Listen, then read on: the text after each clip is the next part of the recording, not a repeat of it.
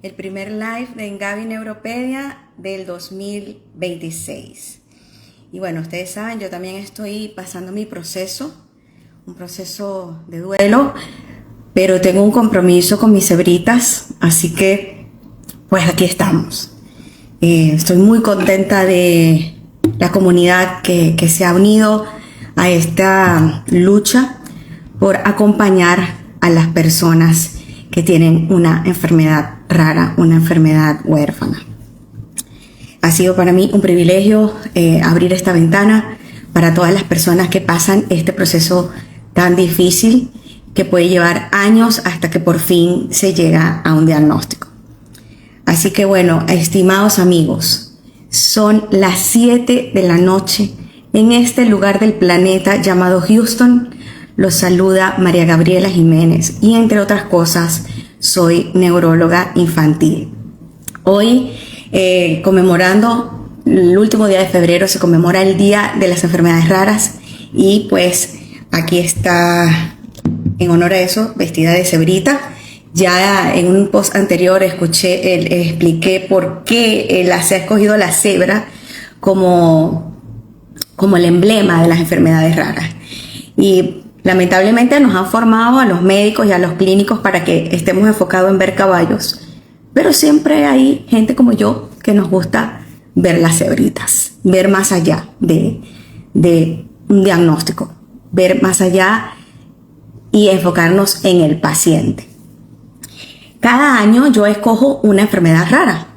De hecho, cuando empecé esta plataforma llamada Engabi Neuropedia, que justamente es el núcleo, es uno de los objetivos nucleares de esta plataforma, dar visibilidad a las enfermedades raras, empezamos hablando de condiciones que aún ni siquiera tenían nombre. Cuando describimos la mutación del gen IRFB2BPL, en ese momento no tenía nombre. En esta comunidad hay 4 personas con ese raro síndrome, ya se llama enfermedad de Nedams, y tengo en mi comunidad gente que quiero muchísimo. Alma, ahí estás conectada, mi querida amiga, y es lo que está pasando en este momento. ¿Cuánto más si no voy a hablar de una condición que afecta a mi comunidad?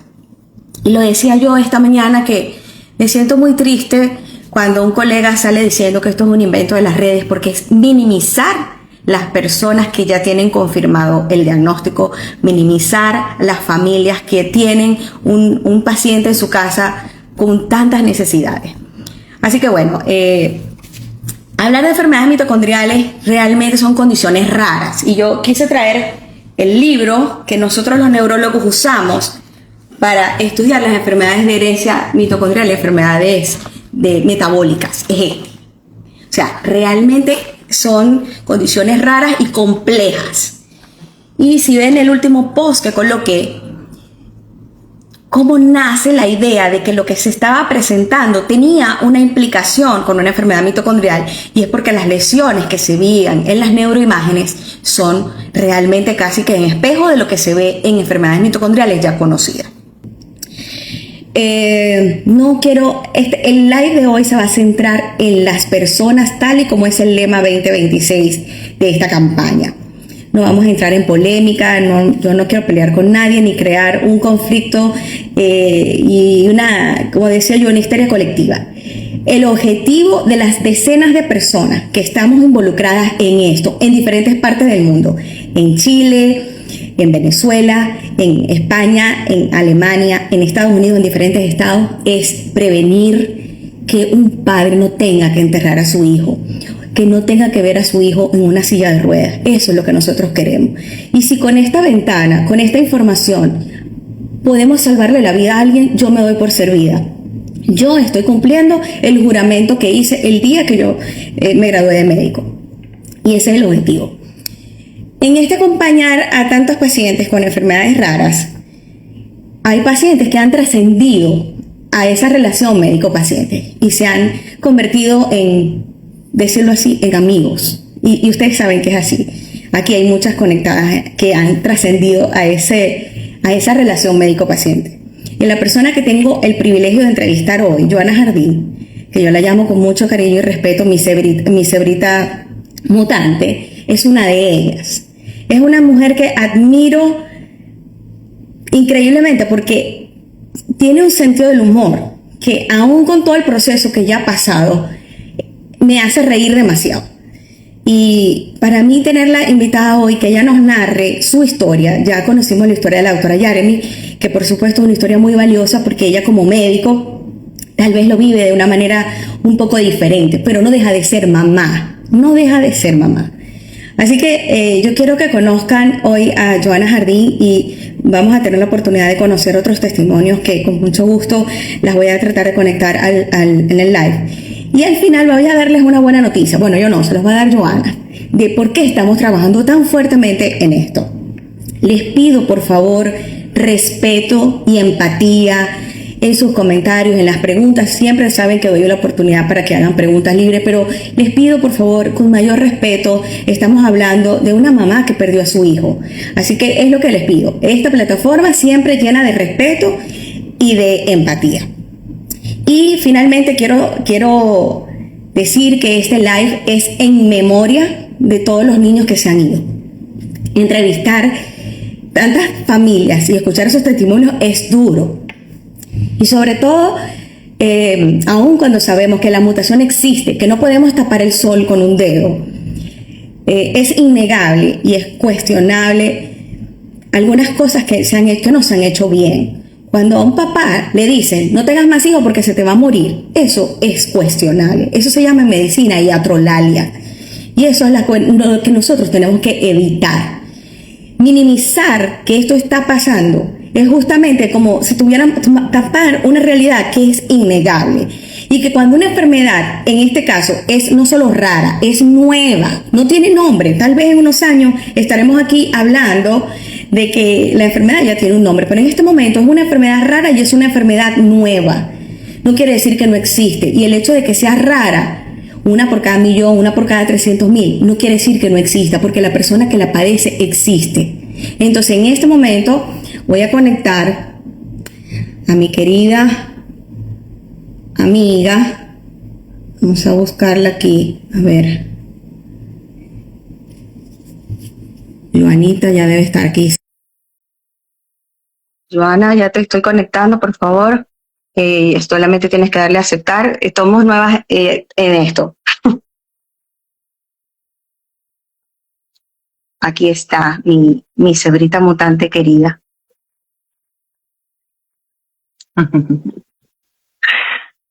Bienvenida. Aquí estamos las dos de cebrita. Estamos las dos de cebritas. Baja un poquito la cámara para poderte ver mejor el rostro. Sí. A ver, hay mucho espacio aquí arriba. Perfecto. Sí. Joana, muchas gracias por esta entrevista. Es como primicia. Gracias por estar aquí. Y sobre todo te quiero dar las gracias porque tú has apoyado en este hombro a muchas mamás que están pasando lo mismo que tú has pasado en este camino que nos vas a contar ahora. Antes de hacerte, pues, y que hablemos del tema que nos compete hoy, yo quiero que nos hables un poquito de ti. ¿Quién es Joana? ¿De dónde viene? ¿Dónde está? Bueno, yo vengo de Venezuela. Actualmente estamos viviendo aquí en Estados Unidos. Soy madre de Claudia y de Freddy. Ahorita, pues básicamente estamos navegando a través de esta situación que nos ocurrió, obviamente, y bueno, dándole un poco de claridad y de sentido a esto que nos ocurrió y que de alguna manera se ha vuelto como una misión personal para mí. Joana, ¿de qué parte de Venezuela eres? De Valencia, Estado Carabobo. Estado Carabobo. Y quiero puntualizar esto porque sí, lo que hemos visto en los pocos casos que están reportados es que hay un aumento de casos, hay una prevalencia un poquito mayor en esta zona del país. Hay casos en otros estados, pero definitivamente es más frecuente en el estado Carabobo. No sabemos si más adelante vamos a encontrar en otros países, pero en este momento esta mutación en particular ha sido descrita en la población venezolana. Joana, antes de que tú supieras tu diagnóstico, tienes la mutación, que eres portadora, tú puedes señalar si tuviste algún síntoma o algo en particular que pudieras decir, mira, a mí me pasaba esto y nadie me dio una explicación por qué me pasaba. Sí, de hecho, de adolescente tuve una cirugía plástica y en el momento que estuve expuesta a la anestesia, tuve una reacción. Obviamente no fue una reacción permanente, sin embargo, como eso ocasionó alarma al equipo médico que me estaba atendiendo en ese momento, una vez que tuve el proceso de recuperación, lo que me dijeron fue, señora, usted es alérgica a la anestesia. Y cuando traté de saber cirugía, cuando tenía 18 años, en el año puede ser 99. Y fue en Venezuela, por supuesto. Sí, en Venezuela, en Valencia. Y después de esta cirugía, ¿tú quedaste con alguna secuela o notaste un cambio que Johanna es diferente antes a después de ese evento quirúrgico? No, o sea, no tuve ninguna secuela neurológica. Lo que sí sentí en ese momento fue un cambio en mi cuerpo. Ya no tenía como el mismo nivel de energía que usualmente tenía y de hecho comencé a sentir que sufría como de fatiga crónica, ¿no? Que entonces si se presentaba algo o un evento me ocasionaba mucho estrés o mucha presión, yo sentía que parte de mi cuerpo como que se desenchufaba, literalmente, o sea, se desenchufaba y tenía que dormir. Y antes de que esta situación le ocurriera a tu familia, ¿tú ya habías escuchado que había unos casos de venezolanos que habían tenido reacción adversa a la anestesia? De repente los casos de Chile, que fueron como que los casos más sonados y más documentados o en las redes sociales. No, en ese momento, de hecho, lo que me dijeron fue, así como le conté, doctora, o sea, me dijeron fue, señora, usted es alérgica a la anestesia. Yo nunca había escuchado de mutaciones mitocondriales hasta que sucedió lo de mi hijo Freddy. Y poco tiempo después de que Freddy falleció, comenzó el alerta de lo que estaba sucediendo en Chile. Antes de eso yo nunca había escuchado de enfermedades mitocondriales. Bueno, yo sé que es difícil, sobre todo hablarlo ahorita en público. Las personas que se están conectando, esto va a quedar grabado en la plataforma y por supuesto las personas que lo quieran ver van a conocer tu historia y la de Freddy. Y agradezco mucho que nos hayas abierto tu corazón en contarnos esta parte tan sensible de tu historia personal. Cuéntanos quién era Freddy, cómo era él. Mi hijo era un niño súper despierto, súper enérgico, tenía un sentido bastante como muy acentuado de lo que era la justicia y él era parte de todo, ¿no? De la conversación, el que siempre hacía un chiste en la clase para que los amigos se rieran, deportista, estaba en la banda, desde que estaba pequeño tocaba la batería, jugaba básquet, videogame con sus amigos. Era una luz en esta casa, era lo que mantenía la casa con vida, con sonido, con ruido. ¿Y Freddy tenía algún síntoma o digamos había manifestado de repente eso que no tenía suficiente energía o que se cansaba muy rápido? ¿O tú pudieras decir que algo en particular te preocupaba de la salud de Freddy antes que fuera a este evento quirúrgico? No, lo que sí vi era, por ejemplo, que previo o sea, después de del primer contacto con la anestesia, mi hijo no volvió a la normalidad. Yo lo llevé múltiples veces después del procedimiento que tuvo y cuando estábamos en la clínica y en la emergencia, pues ellos no me supieron dar respuesta. Ellos me dijeron que a lo mejor era parte del proceso de la secuela de la anestesia, pero yo les decía, pero es que mi hijo no está bien, algo, ¿sabes? Algo está pasando porque esto no es normal. O sea, que tú puedes decir que antes del procedimiento quirúrgico, Freddy era un niño completamente normal, no tenía ningún tipo de síntoma, tú no lo tenías que llevar al médico por alguna cosa en particular que te dijera, oye, esto a mí me preocupa, o se queja de dolor muscular, o notabas que de repente, que estoy hablando de, digamos, los síntomas que se asocian a enfermedad mitocondrial, que los párpados se caen, o eso, el dolor en los músculos, nada de eso. Nada, no. Absolutamente nada. Entonces, ¿qué tipo de procedimiento fue el primer procedimiento que se realizó, Freddy, que necesitó anestesia? Mi hijo tenía un queloide en el rostro y como iba para high school, iba para bachillerato, entonces nos comentó a su papá y a mí que él, por supuesto, quería verse mejor, ¿no? Más presentado. Y entonces lo llevamos a un cirujano para que le hiciera una revisión de la cicatriz que tenía, para que lo hiciera un poco como más lisa, ¿no? Para que él tuviera un mejor aspecto. Y eso fue el 9 de septiembre del 2024. Llegamos, mi hijo estaba perfectamente bien antes de entrar al procedimiento. Y bueno, cuando me llamaron para ir a la recuperación, me dijeron, mamá, pasó algo. Mientras lo estuvimos haciendo la inducción de la anestesia, Freddy presentó una reacción. Y entonces me dijeron que lo que hicieron fue administrarle un medicamento, pues para, o sea, no parar el procedimiento, sino como para atender esa como llamada alergia, ¿no? Del cuerpo que tenía. ¿Y te explicaron qué fue esa reacción que tuvo? Clínicamente, ¿qué fue lo que pasó? Rosetas en todo el cuerpo. Es como que si su sistema inmune estalló como un arbolito, se llenó de rosetas en todo su cuerpo. Me mostraste la foto, eran como si fuera una urticaria, eran como ronchas, vamos a decirlo en términos populares, eran como ronchas en todo el cuerpo. Sí. Exactamente. Y quiero hacer un paréntesis aquí para retroceder un poquito. Esta cicatriz que él tenía en la cara, a él lo sutura con anestesia local en ese momento. Correcto. Y con esa anestesia local, a él no le pasó absolutamente nada. No. Pero ese accidente que le originó, ese pequeño accidente que le originó esa lesión en la cara, me contaste que le habían hecho una tomografía porque se cayó. Correcto. Y esa tomografía estaba normal. Correcto. Ok.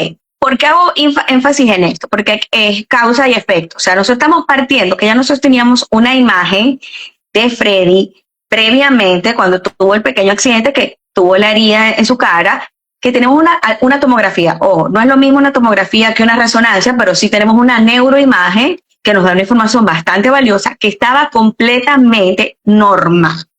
¿Correcto? ¿Y esto fue cuánto tiempo antes de la anestesia general? Un año antes. Entonces, y mi hijo durante ese año después volvió a la normalidad, volvió a su escuela, a sus deportes, a todas sus actividades normales. Entonces llevo la secuencia. Es un niño, un adolescente completamente sano, que estaba en la banda, deportista, un niño feliz, alegre en su casa, era la alegría de la casa. Tiene un pequeño accidente donde tiene una pequeña herida en la cara. Como se cayó, entendí fue que se cayó en la bicicleta o algo así, ¿no? Lo atropellaron. Ajá. Quiero que puntualicemos un poquito ahí. Fue que lo atropellaron, fue un accidente, pero menor, ¿cierto? ¿No? No lo hospitalizaron. Fue un accidente de tránsito donde él iba en su bicicleta y una moto lo atropelló. Mi hijo en ese momento llama a mi esposo y le dice, papá, tuve un accidente. O sea, él nunca estuvo inconsciente, nunca perdió sentidos, nada. O sea, él estaba completamente despierto. Obviamente estaba golpeado, tenía las heridas en su rostro y las partes de su cuerpo que, por supuesto, tuvieron contra el pavimento, ¿no? Y bueno, él después de eso se recuperó, como te digo, volvió a su vida normal, a su escuela, a sus actividades, a su deporte, a sus amigos.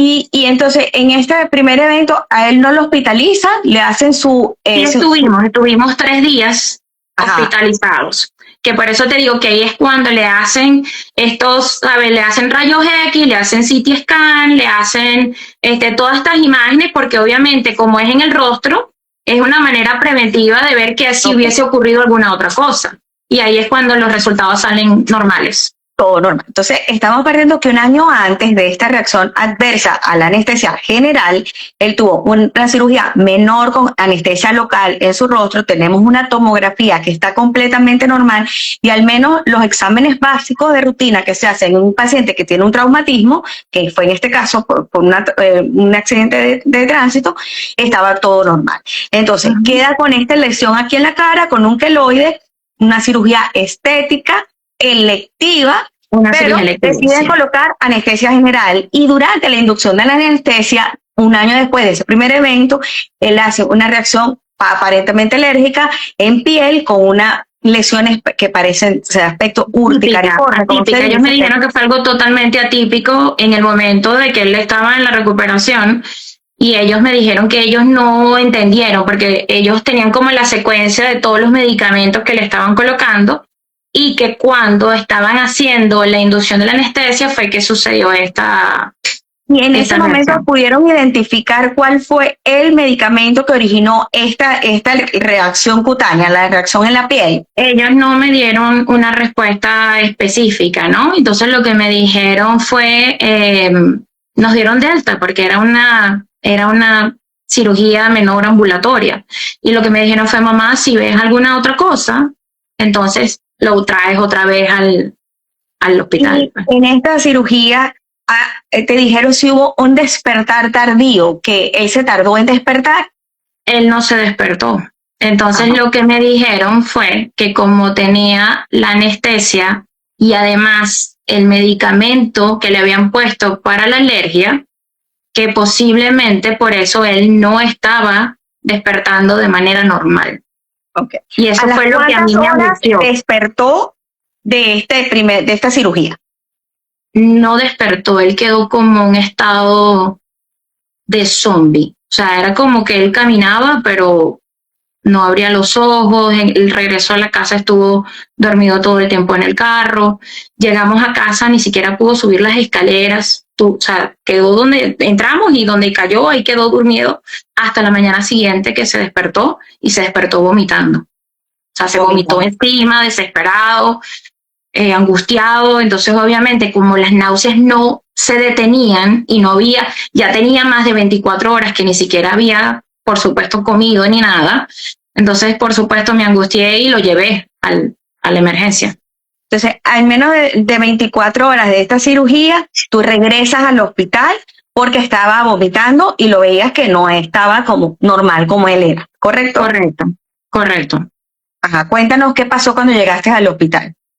Pues lo ponen hidratación, le ponen unos antimiméticos, le hacen exámenes, valores de sangre, tratan como que de estabilizarlo. Y una vez que ya él deja de vomitar, él tenía, por supuesto, vamos a decir, sus parchos de la revisión que le habían hecho en el rostro. El doctor en ese momento que estaba ahí lo revisó y nos dijo, bueno, mamá, ya está estabilizado, ya puede volver a casa, ¿no? Me dieron como más días para reposo, porque él cuando lo vio tan gastado enérgicamente, él estaba como fuera de sí. Y entonces nos dieron más días de reposo para que no fuera para el colegio. Ok. Y entonces, en esa segunda visita, ¿cuánto tiempo estuvo en el hospital? Un par de horas. Entonces, regresa a casa, tú todavía lo ves como que no está del todo normal. No está normal. Okay. ¿Y qué hiciste a continuación? Yo llamé a la oficina del médico del cirujano, llamé a su médico primario, les conté lo que estaba sucediendo. Ellos me dijeron en ese momento que si yo notaba algo anormal, pues que lo tenía que volver a llevar, y yo le dije, por eso los estoy llamando, esto no es normal. Entonces mi médico primario me dio una cita después, o sea, como para una semana de espera, y al tercer día mi hijo todavía no estaba reaccionando y yo volví a la emergencia. En un periodo de 15 días yo fui 3 veces, a una vez al médico primario y 2 veces a emergencia. Y cuando el médico primario lo vio, ¿qué te dijo? ¿Qué te sugirió? Que Freddy tenía delirium post-anestésico. Y él alucinaba, te decía incoherencias o algo así. No, él lo único que se quejaba era como, como que si algo, él decía que como que le dolía la cabeza mucho. Me decía, mami, me duele la cabeza. El Y tu deterioro lenguaje era neurológico coherente. al principio, pero después al paso de los días, nosotros comenzamos a observar que él comenzó a tener un deterioro neurológico. Él comenzó a irse hacia atrás cuando iba caminando, comenzó a tener como una cierta parálisis en el rostro. Entonces, claro, nos angustiamos mucho y mi esposo y yo dijimos, no puede ser, o sea, esto no puede seguir pasando así, que no nos sigan dando respuestas. Y lo llevamos. Y gracias a Dios ese médico que estaba ese día ahí me dice, usted me dice que su hijo es perfectamente normal. Le dije, sí, doctor, como usted y como yo, un niño normal. Y él le comienza a hacer preguntas a Freddy para ver el nivel cognitivo de Freddy. En ese momento Freddy ya tenía cierta parálisis en el rostro y él comienza a decirle, mi nombre es Freddy, o sea, como que con lo poco que podía hablar y en lo que el doctor ve que está en pleno desarrollo, o sea, el deterioro, me dice, señora, la tenemos que trasladar y nos mandan a un hospital grande en Orlando. Ok. Entiendo que esos hospitales donde fuiste recurrentemente fue el mismo hospital donde le hicieron la cirugía. No, el hospital donde le hicieron la cirugía es en Orlando. Nosotros vivimos a las afueras de Orlando. Entonces, cuando yo lo llevaba en la emergencia, era lo que, Como vamos a decir, el hospital que estaba dentro de mi network. Correcto. Exacto. Entonces, ahí lo trasladan a un hospital más grande. Los trasladan en ambulancia, me imagino. Sí. Ok. ¿Y qué pasó entonces? Cuando llegamos al hospital, nos suben al piso 7, que es el piso de cuidados de epilepsia y neurológicos, convulsiones y todo esto. Y mi hijo está acostado en la cama y me hace seña de que quiere ir al baño. Entran, o sea, por supuesto, nos trasladan y nos meten en el cuarto y comienzan a entrar los médicos porque iban a hacer la evaluación. Y yo le digo, ya va un momento porque mi hijo quiere ir al baño. Y entonces mi hijo se apoya en mí. Mi hijo cabe destacar que, o sea, yo mido 1,75, mi hijo era mucho más alto que yo. Entonces, claro, yo lo ayudo a sostener, en eso mi esposo está manejando, o sea, viene llegando también al hospital y yo lo estoy ayudando a levantar y vamos al baño y cuando entra el médico de piso y lo ve, dice, esto está, o sea, está sucediendo en el momento, o sea, esto está pasando y nos bajan a cuidados intensivos. En ese momento me dicen, no sabemos, mamá, si esto está en proceso y dónde, o sea, si va a llegar a un punto en que se va a permanecer allí o si va a continuar peor, o sea, si va a seguir el deterioro. Progresando la condición que en ese momento, por supuesto, no se tenía idea que era lo que estaba pasando. Correcto. Entonces lo trasladan a cuidados intensivos prácticamente el mismo día del ingreso. ¿Y qué pasó entonces? Ahí ellos comenzaron a hacerles diferentes tipos de estudios, obviamente tratando de descartar. Me habían dicho que estaba teniendo una encefalopatía metabólica. Cuando comienzan los exámenes de sangre, ellos comienzan a ver los valores que Freddy tenía y comienzan a descartar. Entonces comienzan inmediatamente a aplicarle tratamiento, descartando que fuera una encefalopatía bacteriana o viral o inmune. A todas estas, durante todo este tiempo, le seguían haciendo exámenes. Cada vez que le hacían exámenes, le colocaban más anestesia.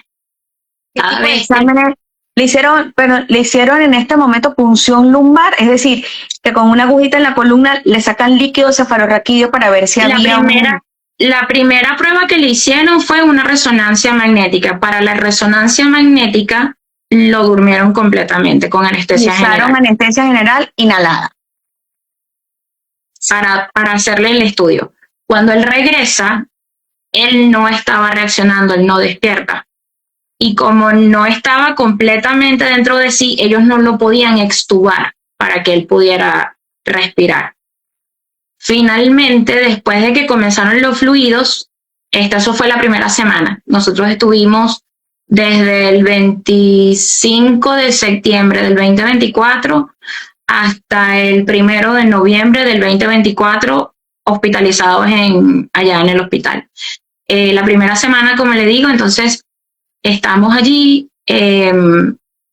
hacen esa resonancia Freddy comienza a no reaccionar de la manera correcta, tiene estas reacciones que ellos obviamente lo asocian a la encefalopatía y comienzan a hacer sus tratamientos. Cada vez que ellos tenían un periodo de tiempo del tratamiento, me decían, como que llegaron los resultados y salió negativo, o sea, que no era bacteriana, que no era viral. Llamaron especialistas. Cada vez que venían como que a descartar uno de los procesos, venían los especialistas a revisarlo, evaluarlo y todo esto. Y a la última que tenían, que era la encefalopatía inmune, vino el inmunólogo, el especialista, todo esto, y me dijo, no, esto no es. Entonces, claro, a todas estas, todas las semanas los médicos rotaban de piso y me venía un nuevo intensivista, ¿no? Y nos comenzaba a contar. En ese momento el intensivista que teníamos esa semana me dijo, su hijo es un unicornio en un valle de caballos. Me dijo, ¿usted ha escuchado de mutaciones mitocondriales? Y yo no entendía nada. Yo le decía, ¿de qué me está hablando? O sea, yo no tenía sentido para mí, porque yo le seguía diciendo a ellos todo ese tiempo que lo que estaba pasando era porque él había tenido una reacción a la anestesia cuando lo operaron el 9 de septiembre. Entonces, claro, cuando él me comienza, porque él escucha mi historia y él comienza, me imagino que, bueno, si ya salió todo negativo, vamos a hacerle el estudio genético, y le mandan el estudio genético. Y es cuando él me dice esto, estamos pensando que su hijo es un unicornio. Y aquí me está preguntando Ivana Camila Díaz, ¿por qué anestesia general para ese estudio si tenía deterioro neurológico? No lo sé, la verdad, no entiendo por qué dentro de los protocolos que tienen en los hospitales hacen anestesia general para... No lo sé. Y en este momento él había convulsionado, tenía convulsiones. Él estaba teniendo las convulsiones y estaba teniendo espasmos y tormentas neurológicas, movimientos involuntarios en sus brazos, en sus piernas, rigidez, quedó completamente paralizado en la cama. Llegó un punto en que él comenzó a moverme los ojitos, y cuando se vio paralizado, que ni siquiera podía hablar, que no se podía mover, yo me comunicaba con él a través de sus ojos. Y yo le decía, hijo, si me escuchas, dime que sí, pestañeando una vez. Y él hacía así. Y después yo le decía, hijo, ¿quieres que te quite el catéter o quieres que te mueva una almohada o algo? Entonces, si él le decía que no, me pestañaba 2 veces. Y me decía que sí. Y de esa manera, los médicos, que por supuesto decían, él está teniendo una tormenta neurológica, es poco probable que se pueda comunicar. Y yo les decía, mi hijo sí se comunica, acérquese y pregúntele. Y ellos venían a hablarle. Y ellos vieron cuando Freddy les respondía con los ojitos. Cuando ellos vieron que ya no había más ninguna otra cosa que descartar, comenzaron a proporcionarle, me imagino que los fluidos que hicieron que su cuerpo fuera expulsando toda esta, ¿cómo decir?, la secuencia de lo que es la anestesia, ¿no? El efecto. Y él comenzó a recuperarse y comenzamos a hacer la fisioterapia en ese momento para recuperar su movilidad. Bueno, tal vez, Camila, la respuesta que me hiciste, o sea, no tengo todos los récords médicos, y por supuesto en los récords médicos se documenta, o sea, como decir, se hizo esto, pero digamos, la justificación puedo intuir que era porque tenía movimientos anormales, y en el resonador no se puede mover porque, obvio, la imagen sale distorsionada, sale movida, entonces necesitaban que estuviera quieto, que estuviera sedado para que pudieran obtener la imagen de la resonancia sin movimiento. De hecho, y con mucho respeto menciono que en los casos de Chile pasó esto, los pacientes los tuvieron que sedar para estudios de imágenes, de resonancia, y bueno, por supuesto, otra vez la exposición anestésica recurrente en un corto periodo de tiempo y el desenlace lamentable. Entonces, después que le empiezan a tomar los fluidos y que empieza a ver, digamos, a eliminar todo lo que estos fármacos que estaba recibiendo, entonces viene esa fase de rehabilitación. Esta rehabilitación ocurre en el hospital, o sea, le empiezan a hacer la terapia en el hospital. O sea, él no volvió a casa. No, no inmediatamente. Como le dije, nosotros estuvimos en el hospital desde el 25 de septiembre hasta el 1 de noviembre del 2024. Comenzamos a hacer la rehabilitación en el hospital. Una persona del hospital de rehabilitación que nos trasladaron a Jacksonville vino a evaluarlo. Se quedó impresionado de la fuerza que tenía Freddy. Y yo vi esos videos, el doctor estaba, es muy bonito esa parte como él, y como él, a pesar de la o sea, del problema que tenía Freddy para moverse, como de la discapacidad motora, sí, porque él quedó que no podía moverse. Como él con su rostro expresado, o sea, es increíble. Mira, aquí nos pregunta Lisbeth Borja si en tu grupo familiar por vía materna algún antecedente parecido o similar. Nada. Nunca ha habido nada que indique que esta situación podía suceder. No había nada. Y como no todos los cuerpos reaccionan igual, obviamente en mi caso yo tuve esa situación, pero yo después tuve los embarazos, he tenido cirugías y aquí estoy. O sea, lo que quiere decir que, o sea, posiblemente para mí la anestesia no sea letal, que eso no fue el caso de mi hijo. Todos los cuerpos no reaccionan igual. Y bueno, es otra cosa que como que estamos observando, que en los niños varones o en los varones, como que el efecto secundario o las secuelas son más graves, que las mujeres.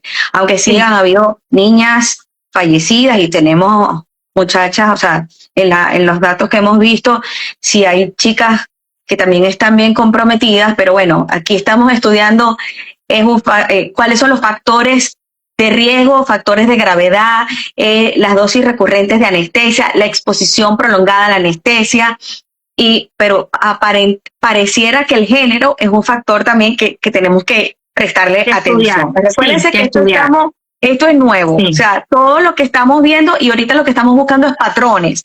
Por supuesto, nuestro interés de que tengamos una data más extensa. Mira, este caso se parece al caso de Colombia, que le pasó esto. Tenemos este caso en Venezuela, que lo tenemos, una chiquita de 20 años después de una apendicectomía. O sea, buscar patrones para poder establecer más o menos cómo se hace con una enfermedad nueva, la descripción. Protocolos que les permitan descartar, por supuesto, doctora. Entonces, hasta el 1 de noviembre. Entonces, en ese momento regresas a casa. No, nos vamos al hospital en Jacksonville. Ahí estuvimos 15 días. Freddy llegó él llegó paralizado, ¿verdad? Se movía poco, usted lo vio. Cuando salimos de Jacksonville, él ya estaba manejando la bicicleta. Él se montaba con asistencia, pero él estaba pedaleando la bicicleta. Entonces, en ese momento venía aquí lo que llaman... ¿Perdón? ¿Y el lenguaje? O sea, en la parte motora y en la parte del lenguaje. Él estaba avanzando también en la parte del lenguaje. Su parte cognitiva estaba intacta. Cuando venían las terapeutas, porque tenía terapias de lenguaje, terapias de motoras, terapias cognitivas, o sea, tenía muchos tipos de terapia. Cuando venía la terapia cognitiva, su pensamiento, todo lo que era Freddy, todo lo que era mi hijo, estaba intacto. Su memoria, su capacidad de reconocimiento, o sea, mi hijo estaba ahí. Y con sentido del humor, porque lo veía también como bromeando con sus familiares, o sea, es como tú, era como tú, o sea, con ese sentido del humor tan... Yo realmente una de las cosas que más admiro de ti, esa chispa para generar un chiste es impresionante. Y él tenía eso, ¿no? De reír. Y veo también cómo se conectaba con las terapeutas, que ellas se reían. De hecho, se ve con que hay enfermeras, un cariño con los médicos, con sus terapeutas en el hospital. Hubo unas terapeutas muy lindas que aun cuando él, por supuesto, es un adolescente, imagínese, o sea, es un adolescente que está allí, que era activo, que era deportista, que tenía una vida, y verse allí acostado en esa cama sin poderse mover ni nada. Y bueno, estas terapeutas venían y yo creo que él se tomaba, porque había un componente que es muy importante ahorita destacar, doctora. Yo creo que mi hijo, la fuerza que él tomaba, él se apoyaba mucho de su papá. O sea, mi esposo lo impulsaba, lo llamaba y le decía, hijo, tú te vas a parar de esa cama, tú sí puedes, vamos a hacerlo. O sea, contra pronóstico, o sea, era una cosa que cada vez que alguien entraba al cuarto, ellos no lo podían creer, que Freddy estuviese sentado, que Freddy, porque todo fue muy rápido, o sea, los periodos de tiempo de que estar completamente paralizado, que de repente ya se estaba sentando, que de repente él se rehusaba de no ir, o sea, a estar acostado en la cama a hacer pipí o sus necesidades. No, a él lo teníamos que parar para llevarlo para el baño. O sea, él se rehusaba, su dignidad era imposible de que él no fuera para el baño. Y todo eso venía de la energía que le daba el papá. El papá lo llenaba de esa fuerza, de ese fuego que ellos dos tenían, esa conexión que entre ellos había, que eso hacía que mi hijo sintiera como que sí, yo puedo porque aquí está mi papá sosteniéndome. Era increíble verlo. Yo aquí quiero preguntarte y con mucho respeto, porque siempre yo me intereso pues como en el entorno, no solo el paciente. Yo siempre sé que, por supuesto, nos enfocamos en el paciente, pero yo siempre trato de trabajar en el entorno. Tú tienes otra hija. ¿Cómo tomó Claudia esto en ese proceso? ¿Cómo lo vivió ella? Wow, fue complicado. Porque entonces, usted sabe que la vida del migrante afuera es muy solitaria. Usted lo sabe, usted lo vive. Y en ese momento, pues estábamos aquí nada más nosotros 4. Gracias a Dios mi mamá se pudo venir. Tenemos unos primos relativamente cerca también, pero Claudia se sintió muy sola. A pesar de que había gente acá, a pesar de que estaba mi mamá atendiéndola, a pesar de que estaban sus amigos, sus círculos, sus profesores, muy sola. De hecho, en su ensayo de la universidad es increíble lo que describe, es impresionante y obviamente ella lo que pensaba era de que si ella se mantenía en su rutina, en su vida, en tratar de normalizar lo que ya no era normal, ¿no? Porque no éramos en el mismo círculo, ya se había la disrupción de lo que era nuestra vida normal. Pues ella sí le afectó muchísimo esto de no tener a su mejor amigo, a su compañero de travesuras.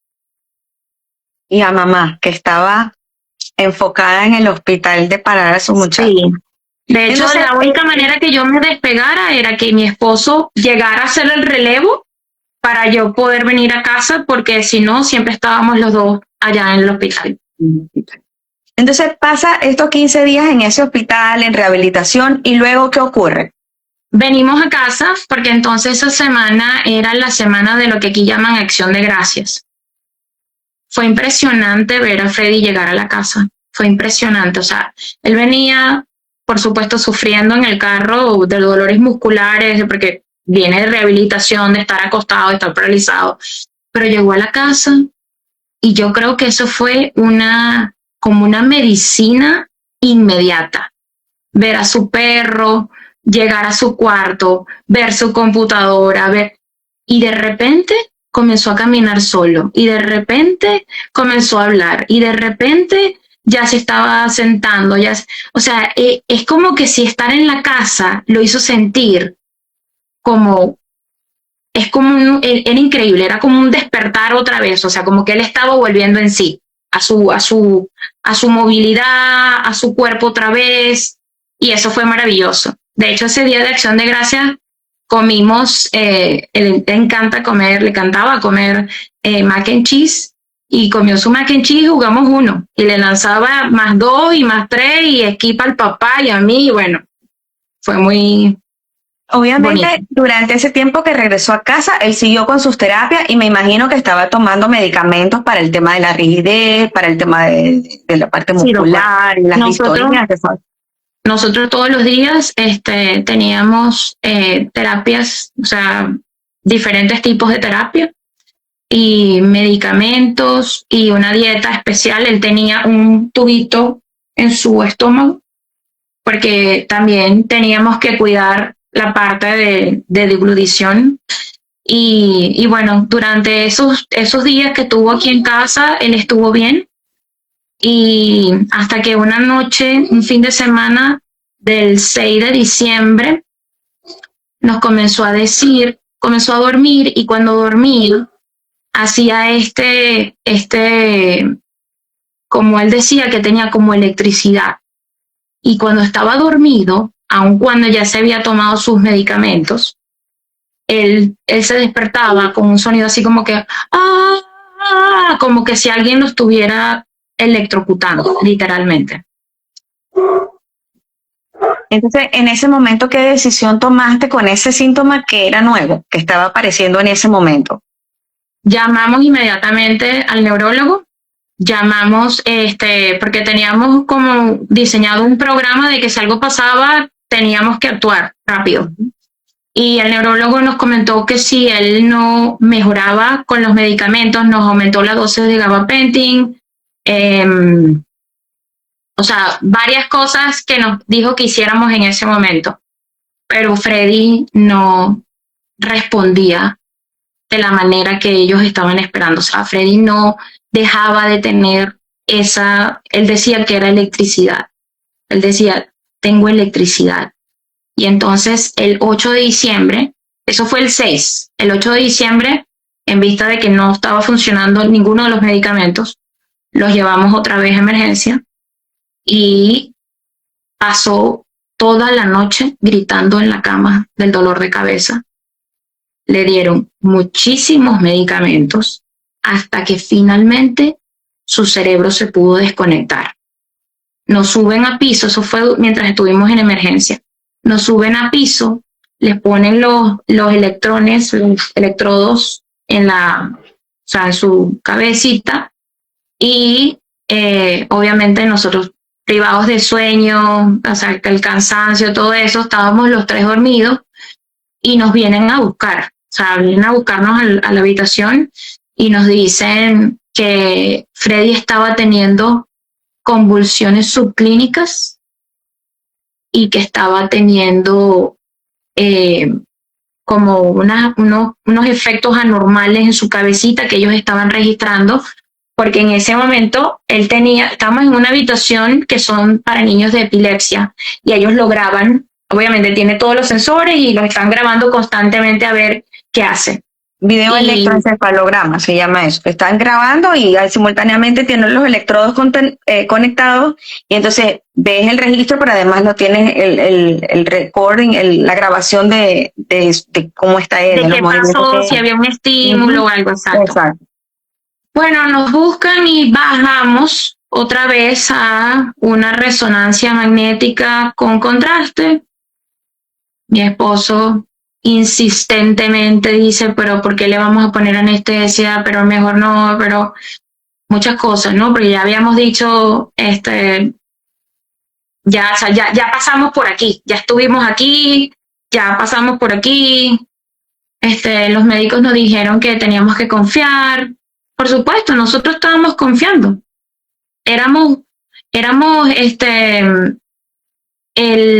Vamos a decir, la intención siempre ha sido ayudar, siempre ha sido que ayudar a salir del cuadro, a tener respuesta, porque hay muchas veces que hay más preguntas que respuestas, hay muchas más incertidumbres que claridad. Entonces, bueno, comienzan a hacerle la resonancia magnética con contraste. Pasamos muchas horas sin saber de mi hijo. Mi esposo y yo solos. Perdóname que te interrumpa, aquí te pregunta Roseco2 o RoseCO2, ¿qué anestesia le dan? Que si te dieron la oportunidad, entiendo yo, de que le pusieran TIVA, que es la anestesia endovenosa en esta siguiente resonancia. No, eso no está a discreción o a decisión nuestra, eso está a discreción médica. Entonces, bueno, pasan muchas horas, mi esposo y yo nos inquietamos muchísimo, porque ¿dónde está mi hijo? Era un examen de 2 horas, ya habían pasado 5 horas, ¿qué pasa? Finalmente salen y nos dicen que mi hijo no despierta, que él está en una profunda ensoñación, como una especie de coma, ¿Cómo? y que él no despertaba. Y nos dicen que teníamos que subir otra vez a cuidados intensivos en ese momento. Cuando llegamos a cuidados intensivos, mi hijo está teniendo una convulsión, una epilepsia, no sé, o sea, fue muy fuerte verlo así. Los médicos que ya nos habían visto, porque ya habíamos estado allí bastante tiempo, dice, porque, perdón, se me olvidó decir algo muy importante. Cuando llegan los resultados genéticos, que esto es muy importante, Doc, porque en la primera fase le hacen los estudios genéticos y los resultados llegan, y el resultado llega como una de insignificancia incierta. Sale como llega una mutación de significancia incierta que se abrevia BUS, B-U-S. Es como, hay una mutación, pero que no sabía. no sabemos si, no se conoce que está asociado a una patología, a una enfermedad o a un síndrome o a una condición. Ese resultado lo recibiste en esta hospitalización donde le hacen esta resonancia o en la anterior. En la primera. Como decía eso que usted dice, como decía que era incierto, que no tenía, o sea, que no tenían bastante data para poderlo clasificar, ellos no lo colocaron en el chart de mi hijo. O sea, estaba ahí, pero como no veían en ese momento la correlación, pues cuando llegamos por segunda vez a cuidados intensivos, la doctora que me recibe obviamente nos reconoce, porque Freddy, pues, era una persona muy singular. Como tú. Una cebrita querida. Gracias, Doc.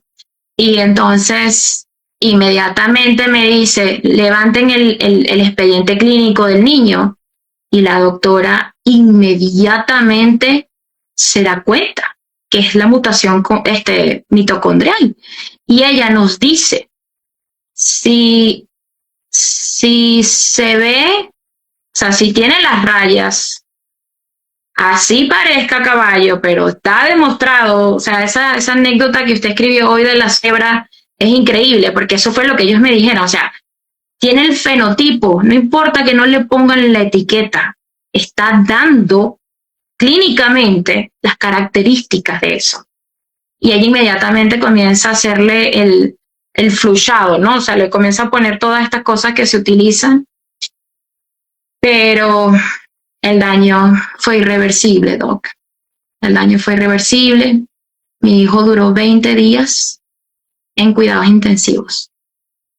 Y fue bastante duro estar allí, mi esposo y yo, todos los días, pegados a esa cama. ¿Pasaste Navidad? Sí, Doc, fue en Navidad. Fue en Navidad. Y todo el mundo, ¡Feliz Navidad! ¡Feliz Navidad! ¡Feliz Navidad! Y yo en ese momento que vi que ya, yo creo que mi hijo nos estaba dando tiempo, nos estaba regalando tiempo como para despedirnos de él. Y en ese momento tuve una revelación, porque yo le pedí a Dios misericordia, Doc, porque mi hijo no se merecía eso. Ningún niño se merece eso. Y en ese momento me di cuenta que si esto nos estaba pasando a nosotros, también le podía estar pasando a otro niño, a otra familia. Y ahí vi con claridad que yo tenía una misión muy importante por mi hijo. Porque Freddy hubiese luchado por la justicia y porque además, antes de que estuviéramos en esa segunda fase en el hospital, él me había dicho a mí, mamá, es que tú no entiendes nada. En una oportunidad que se estaba cepillando los dientes, y yo le dije, hijo, pero mamá quiere entender, yo te quiero ayudar. Y después de que vimos que ya lamentablemente no se podía hacer nada, yo sentí este llamado dentro de mí, Doc. Por eso te escribí a ti, le escribí a la doctora Desiree, por eso comencé a hacer los contactos, a escribir muchos médicos, a hablar con otras mamás, a estar en fundaciones, a entender de enfermedades mitocondriales. Era la angustia, era el desespero, era el duelo por entender, por aprender, por saber qué era lo que estaba sucediendo, ¿no? Porque de paso nos dicen que como era raro, como no es frecuente, como no es normal, entonces tendríamos que esperar que la ciencia avance y que haya más investigaciones para poderlo aclarar, ¿no? Y ¿En qué momento te mencionan a ti la posibilidad, o sea, te dicen, tú posiblemente eres portadora, tenemos que hacerte las pruebas a ti? cuando le hacen el examen a Freddy, toman muestras de sangre de, por supuesto, de su papá y mías también. Cuando los resultados de Freddy llegan, yo creo que yo se los compartí, que dice en probando, que era el paciente, positivo en probando, positivo en la mamá, negativo en papá. O sea, ellos ya la variante que estaban identificando, que es la 11232, estaba positiva en mí, pero negativa en su papá. Y en ese momento ellos me dicen a mí, después de que Freddy se va, y me dicen, mamá, posiblemente, como esto es una enfermedad mitocondrial, te toque a ti hacerte exámenes y obviamente hacerle exámenes a tu hija para que estén, sabes, seguras de que esto no vuelva a pasar, o sea, que ustedes estén prevenidos para esto. Entonces te hacen el examen y tú lo recibes ¿cuánto tiempo después? Primero le hago el examen a Claudia. Yo la llevo para bueno, a todas estas yo cambié de network, obviamente tenía mi proceso de duelo abierto y pues quería cambiar de médicos, quería ver si me decían alguna otra cosa distinta, si había otra posibilidad, entonces cambio de network, me voy para otro hospital y, perdón. Y cuando vamos a nuestro médico primario, pues mi médico primario, el pediatra que conocía a mis hijos desde que estábamos aquí hace 10 años, no lo podía creer que Freddy ya no estaba. Él se quedó muy impresionado, ¿no? Porque que este fue el médico primario antes, o sea, diferente al que había visto a Freddy, que me había dicho que tenía delirium, porque estábamos en un network diferente de seguro. Y él no lo podía creer. Y él cuando ve lo que sucedió, entonces me dice que había que rápidamente actuar, ¿no? Y me hace el referido para que yo llevara a Claudia. Y entonces vamos a una nueva doctora genetista. Cuando llegamos a la doctora genetista, pues finalmente pasaron meses, ¿no? Pasó como un mes y medio, 2 meses que se abrió un huequito y finalmente nos pudieron, porque a veces pasan meses que tú no puedes conseguir una cita con un especialista tan rápido, pero nos hicieron, o sea, hubo una cancelación y gracias a Dios nos metieron. Y cuando le fuimos a contar a la doctora lo que estaba sucediendo, pues la doctora bastante, muy profesional, pero muy escéptica, ¿no? Y que bueno, mamá, no lo sabemos, hay que ver, ¿sabes? Es el estudiar, ver exactamente qué pasó, ver el historial, ver la parte clínica.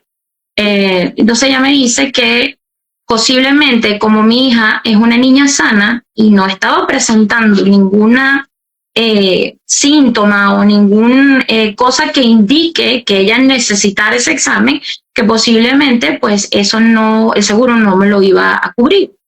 Pero como ya nosotros estábamos determinados de que necesitábamos tener la certeza, yo le dije, vamos a hacerlo, doctora, y ella le agarra la muestra, ¿ok? A las 3 semanas me llama con la incredulidad en la primera cita. Cuando a las 3 semanas me llaman para darme los resultados, llegamos al consultorio, la doctora genética era otra persona. Cuando ella vio los resultados, la doctora estaba muy afectada, estaba conmovida. Estaba, o sea, ella su empatía se conectó como mamá. Y ella me decía, si esto, no me quiero ni imaginar, me dijo, lo que están viviendo, porque yo tengo hijos y esto es terrible, porque hay personas Sí, que no se imagínate, imaginan que esto tú, puede pasar, que tú esto, recibes el resultado que tú la tienes y además tu hija también. ¿Cómo recibes ese, como decimos en nuestro país, ese chaparrón? ese chaparrón, sí, fue un chaparrón, así, tal cual. Mi hija estuvo unos minutos en silencio procesando y después le preguntó a la doctora, ¿eso quiere decir que si yo tengo hijos se los voy a pasar? Y la doctora le responde, sí, pero no te adelantes, esperemos, a lo mejor para ese momento hay más investigación, hay más avance, hay más información, y, pero usted sabe que nosotros las mujeres, las venezolanas, no nos quedamos de brazos cruzados y con nuestra boquita cerrada. Nosotras de alguna manera vamos a seguir empujando, vamos a seguir insistiendo, vamos a seguir luchando y bueno, yo dije, esto no es suficiente para mí, esto no es suficiente para mí.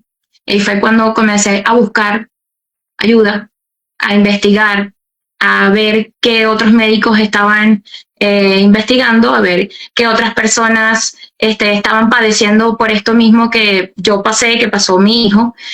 Eh, pero obviamente aquí en mi casa todo el mundo estaba atravesando su duelo. Mi esposo se le fue su mejor amigo, su confidente, su espejo.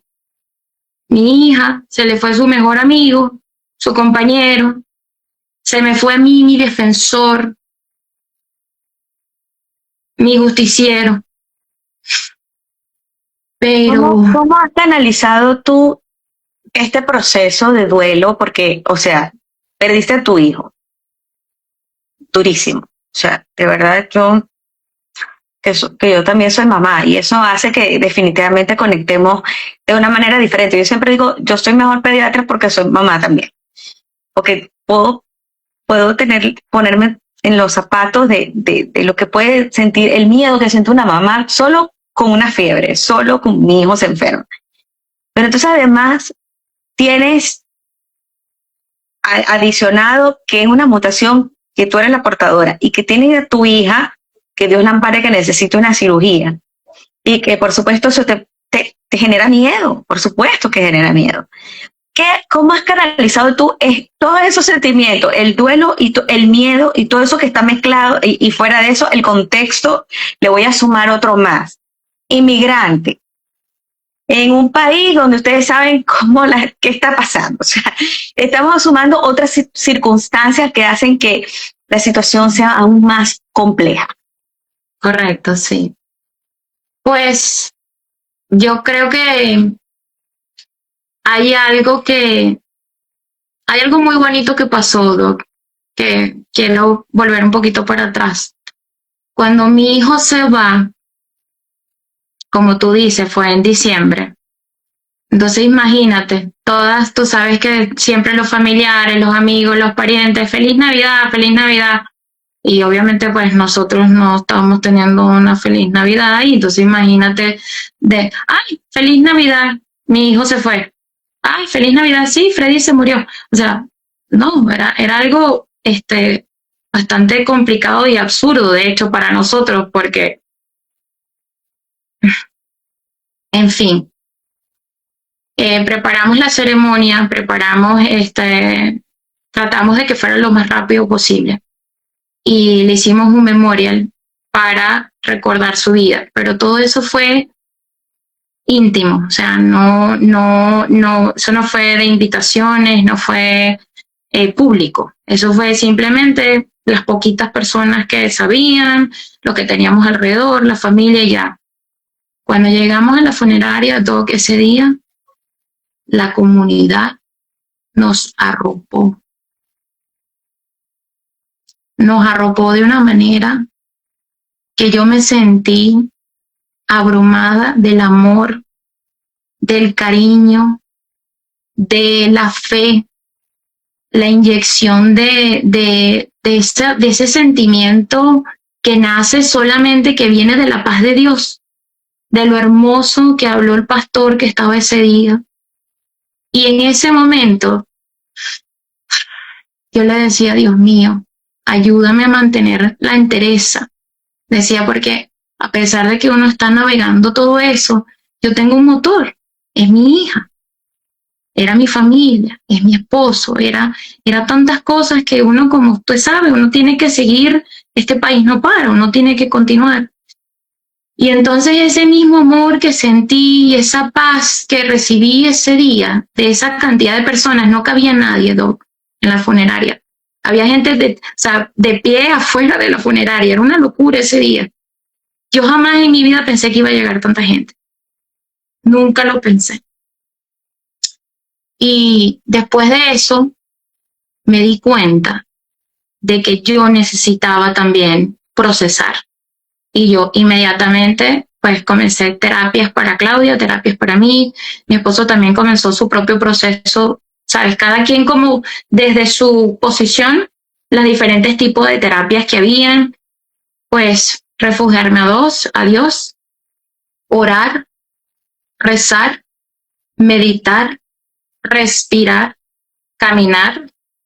Estuve tomando también por un par de meses, también estuve tomando antidepresivos. Después, cuando comencé a conectar con otras historias, sentí que tuve una fuerza renovada. Como que quiero hacer un parentecito porque se están conectando, o sea, tengo mamitas de nuestro grupo aquí y quiero que cuentes esta anécdota y bueno, o sea, nosotros tenemos un grupo, o sea, esto es un equipo grande, pero somos decenas de personas, entre anestesiólogos, pediatras, genetistas, neuropediatras, la doctora Yaremi que es internista, pero el grupo que nos sostiene son las mamás. Ese es el motor, las mamás. Y cuando estabas ahí en el hospital, tú recibiste un mensaje de una mamá que está conectada a Vicky, que estaba pasando un proceso en paralelo igual que tú. Así que cuando un colega me dice que esto no existe, que esto es un invento de redes, señor, mira este testimonio. Entonces, quiero que nos cuentes ese episodio, porque creo que ha sido como una cosa muy, y usted sabe, yo también soy pero si ella está ahí, Doc, sí, ahorita la vamos a conectar. Lo que quiero decir es que esta red que ha crecido, ¿no? Que ustedes estaban viviendo ese proceso en paralelo. Juntas. Ella por su lado y yo con el mío, sí señora. Cuéntanos eso, y ahorita la conectamos, ya María Fernanda también que está ahí conectada, ya nos mandó un corazón, ya la vamos a conectar para que la conozcan. Sí, bueno, como te dije, yo comencé a escribirle a otras mamás, comencé a escribirle a otras personas que que tenían ya diagnosticadas, confirmadas enfermedades mitocondriales, mutaciones, y entonces a través del boca a boca, de las cadenas de oración, del contacto que nosotros hacemos como red, ¿no? Como nación, de la hermandad, de la resiliencia, del amor. Entonces yo tenía estas cadenas de oración con mis amigas, con otras mamás, y alguien me escribe, una de mis amigas me escribe, de mi círculo cercano, me escribe, amiga, tengo a una conocida que parece que está pasando por algo similar, te voy a conseguir su número para que te contactes con ella, de pronto ella te puede ayudar porque ella también está viviendo algo que pasó con su hijita y la anestesia. Y yo le decía, claro que sí, avísame, o sea, porque estábamos buscando darle sentido, ¿no? A todo esto. Y ella me da el número de Vicky y yo le escribo. Y obviamente Vicky también está sumergida dentro de su propio proceso, de no entender, de más incertidumbres que de certezas, ¿no? Y obviamente comenzamos ese contacto, pero cuando ella me vuelve a escribir otra vez para hablarme de Joaquina, en ese momento yo le dije que Freddy acababa de fallecer. Y en ese momento pues no hablamos más, ¿no? Porque entonces yo comencé mi proceso y me imagino que ella también comenzó el suyo. Y justamente después que nos encontramos, pues resulta que Vicky y yo ya habíamos estado conectadas anteriormente y se hizo una conexión muy linda entre las mamás. Y yo le agradezco muchísimo también a la doctora Yaremi, porque si ella no hubiese iniciado esta investigación hace tantos años, esto no estuviese siendo una realidad ahorita. Porque yo creo que más que negar la realidad, lo que hay es un profundo desconocimiento, Doc. Es no saber cómo tratar esta situación porque no tienen documentado, o sea, no hay el conocimiento. Entonces el llamado es a prevenir, si hay dudas, preguntar. Y eso es lo que estamos haciendo en el grupo de las mamás, ¿no? Queremos es conectar, queremos difundir, queremos es dar este testimonio de alerta, de que se puede prevenir para que esto no pase a otras vidas, a otros bebés, a otros niños. Y bueno, es parte del proceso que ustedes también están haciendo con nosotros y se lo agradecemos infinitamente. Sí, hay bastantes personas trabajando fuerte, como que indirectamente tiene cada una su rol en diferentes países, en Chile, en Venezuela, en España, Alemania, y como que cada quien ha llevado su rol ahí de hormiguita. Yo, de verdad, le agradezco tanto a Dios haberles conocido. O sea, ustedes no se imaginan lo que he recibido yo de ustedes, mucho más de lo que yo haya podido aportar. Antes de conectar a las muchachas, que sí las voy a conectar, voy a dar la oportunidad al público que pueda hacer las últimas preguntas. Ya estamos terminando y por supuesto quiero darle la oportunidad a las protagonistas que han hecho posible de que esto existe, señores. Esto no es un invento de redes, esto no es algo que estamos inventando. Es como decía yo esta mañana, es una bofetada para una mamá que enterró a su hijo y que hoy nos ha abierto su corazón, su casa, su historia personal, y que tenemos que seguir estudiando, que no puede haber más niños fallecidos o con secuelas por ignorancia, por desconocimiento. Ningún médico quiere perder un paciente. Yo todavía recuerdo el primer bebé y lo conté en mis redes hace poco porque yo soy pediatra. Es muy difícil perder un paciente y perder un niño más. No queremos que esto siga pasando y la única forma que podemos es difundir la información. Van a empezar a salir publicaciones y publicaciones serias, no publicaciones anecdóticas, van a salir publicaciones serias. Y el objetivo es que podamos prevenir y que se haga un protocolo preanestésico para que esto no vuelva a ocurrir. Entonces le doy la oportunidad a las personas que hagan sus preguntas mientras yo voy a conectar a Mafer. Aquí nos está escribiendo una de las mamitas que tanto quiero, de Chile. También que está pasando su proceso. Quiero comentar algo, Doc. Esto no es algo frecuente. Y entonces el propósito de este mensaje no es alarmar, es simplemente alertar. Entonces a los papás que hayan tenido posiblemente alguna reacción, que hayan tenido alguna alerta a nivel familiar, lo que es importante es que usted le comunique a su médico antes de cualquier proceso que vaya a hacer cuáles fueron los efectos o los efectos que usted tuvo cuando usted estuvo en contacto con la anestesia. Y si usted tiene dudas porque usted no tuvo ninguna sintomatología o ningún efecto, entonces lo ideal es que si usted tiene preguntas, usted lleve esas preguntas a su cita con su médico anestesiólogo antes de cualquier procedimiento. Hola, Vicky. Bueno, hola, buenas noches. ¿Cómo están? Gracias. Ay, yo no te veo porque no te puedo ver. Y también conecté a María Fernanda. Mafer, ¿acepta la invitación?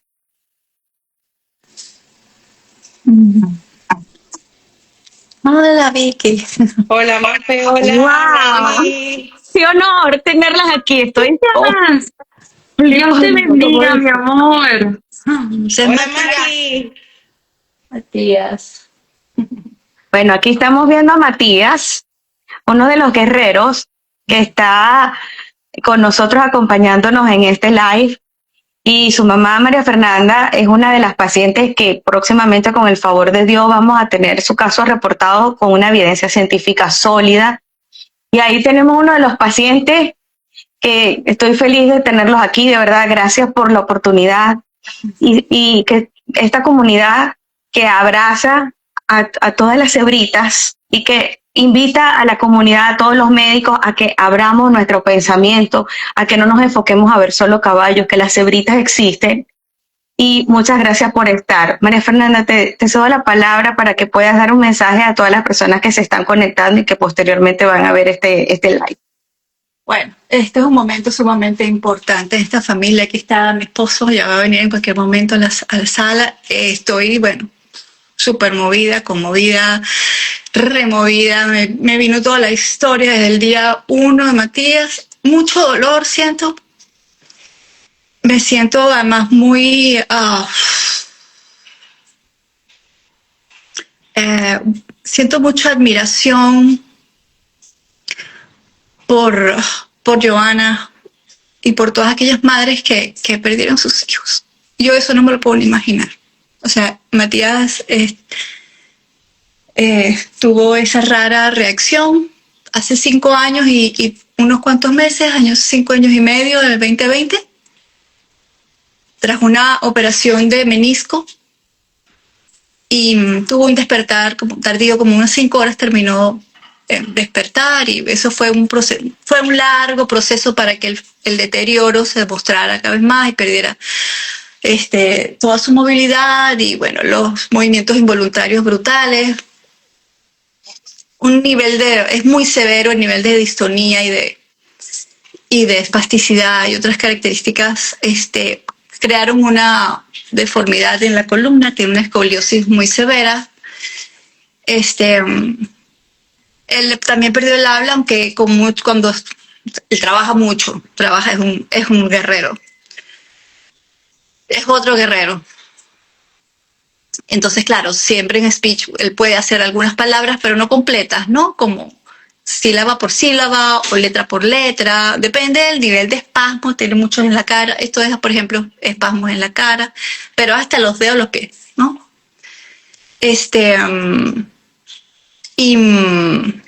Bueno, es un journey, es un proceso muy duro para toda la familia. ¿Dónde estás tú en este momento para que la gente sepa? Austin, Texas. Está en Austin, Texas. Sí.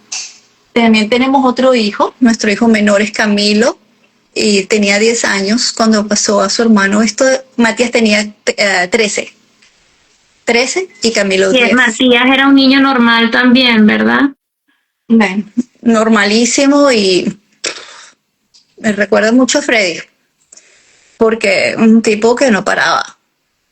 Físicamente era una cosa extraordinaria, además, o sea, de bebé, yo sentí, este nene nunca se golpeó con una mesa, no, él veía la mesa y instintivamente, o sea, cuando estaba aprendiendo los milestones para caminar, era una cosa así con una habilidad física increíble, le gustaba cualquier cosa que le interesaba deportiva, de deportes, empezaba ya haciéndolo perfecto, o sea, futbolista a un nivel muy alto, ciclista, también montando bicicleta fue que lo atropellaron, que fue cuando tuvo la mild concussion y el problema del menisco.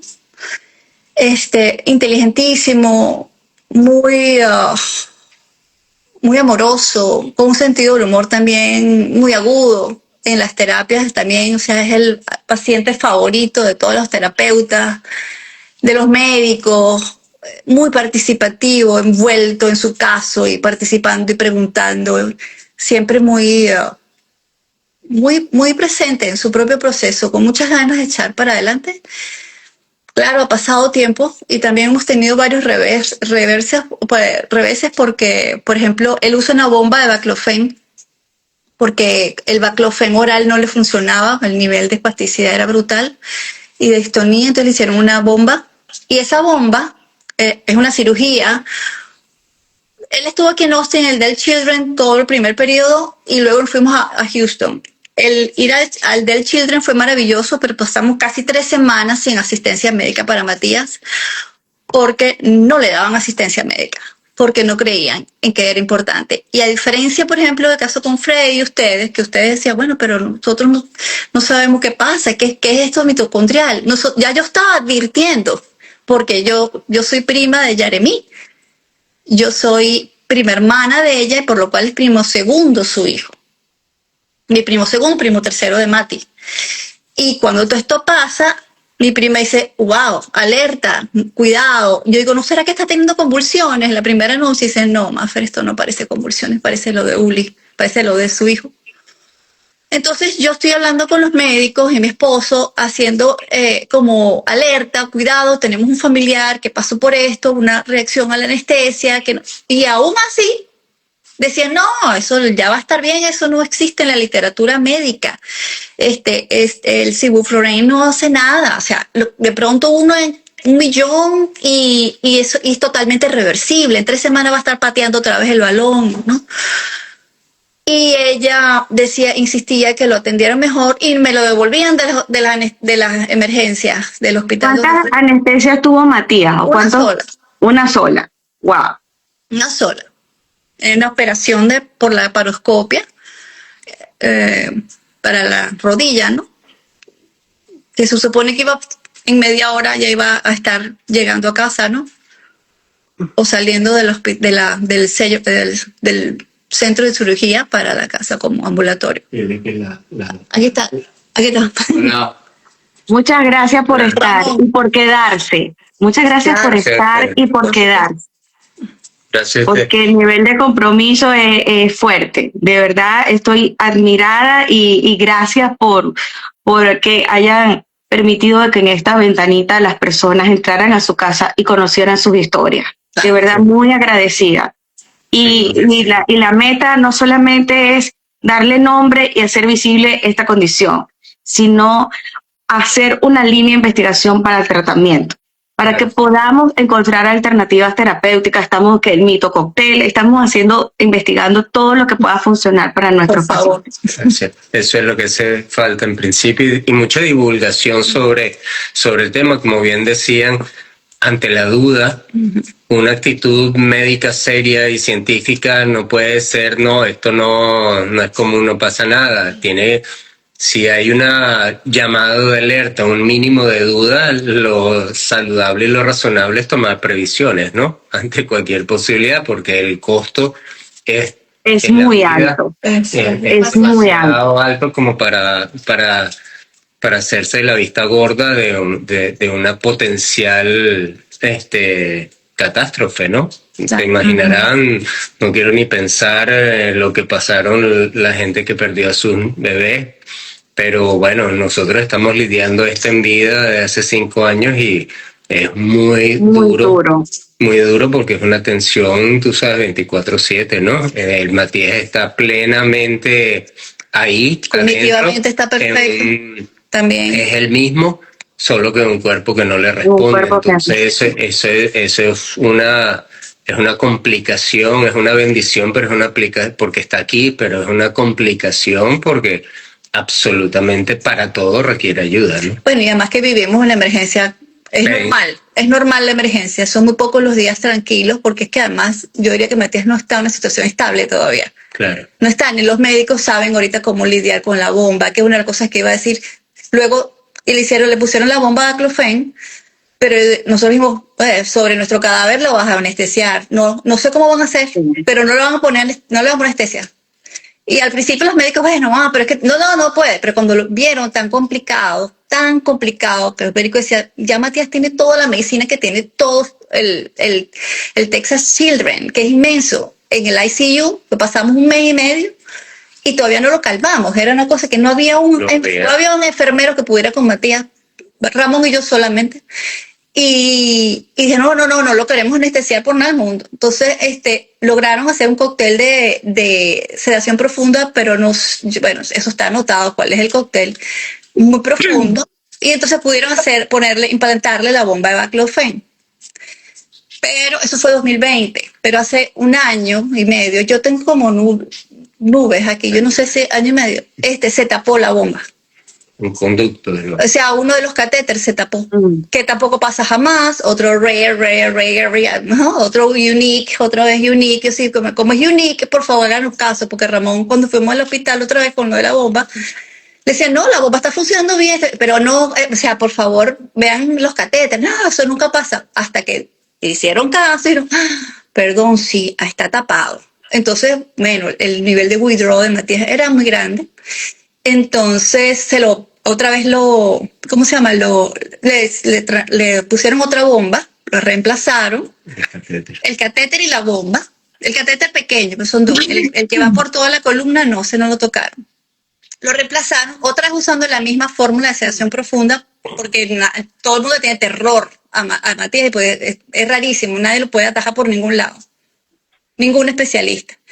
Y bueno, lo que pasa es que también después de allí, ahí le decía los reverses, es que también Matías le ha costado mucho llegar a su baseline que había logrado antes de que se tapara la bomba. Él lograba pararse con ayuda y cepillarse los dientes con mucha dificultad, pero estar como 7, 10 segundos parado, sin ayuda de pronto, y eso no lo hemos vuelto a lograr.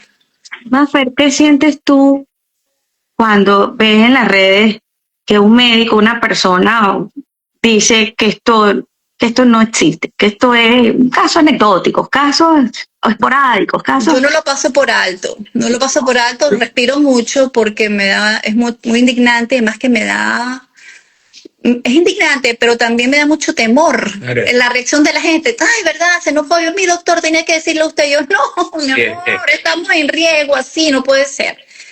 Yo le digo, no es cuestión de alarmar, es alertar. Y es muy sencillo lo que hay que escuchar. Esto es real y tú no quieres ser parte de la estadística.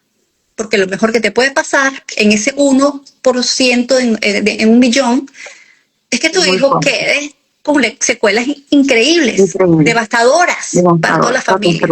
Eso es lo mejor que te puede pasar.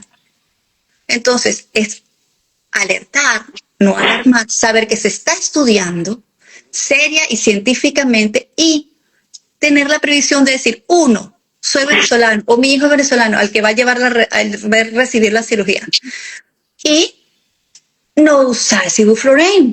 Por ahora no usar el sevoflurano, el Tiva. Usar el Tiva. Y bueno, en nuestro caso yo no quiero ni que lo operen, ni Tiva ni nada, pero si estoy obligada, entonces será el Tiva, pero no el sevoflurano. Eso es todo, por ahora, hasta que se confirme todo, hasta que se den otras pautas. Entonces, yo no veo cabe destacar también, Vicky aquí, yo no la veo conectada. Sí, Vicky está ahí. Vicky, ¿por qué no te veo? No sé. Cabe destacar también que hay miles de niños que se operan todos los días y que utilizan anestesia, y que la anestesia y el procedimiento es perfectamente seguro. Porque nosotros no estamos generalizando, nosotros estamos hablando de que hay un subgrupo pequeño, que a eso es a lo que estamos llamando, por favor, simplemente profundizar el protocolo. Claro, por eso es que yo eso es lo que hemos venido hablando. El 0,1% en 1 millón, es verdad, es súper bajísimo, pero tú no quieres ser parte de esa mínima estadística. Claro, además, por ejemplo, Matías ya había recibido una cirugía antes con Sevoflurane y no le pasó nada. Esta es la segunda exposición de Matías al Sevoflurane y al Propofol, a todo. O sea, él le tuvieron una operación cuando tenía 4 años en Venezuela y salió perfecto. Yo he sido operada 2 veces, perfecto. Bueno, aquí me está escribiendo una del equipo, anestesiólogas del equipo, gracias a Claudia, y yo les prometo que en los próximos días nosotros vamos a ir posteando material con al menos lo que está en evidencia científica clara, además de, por supuesto, el interrogatorio de decir, yo soy venezolana, mi mamá es venezolana, tengo ascendencia venezolana.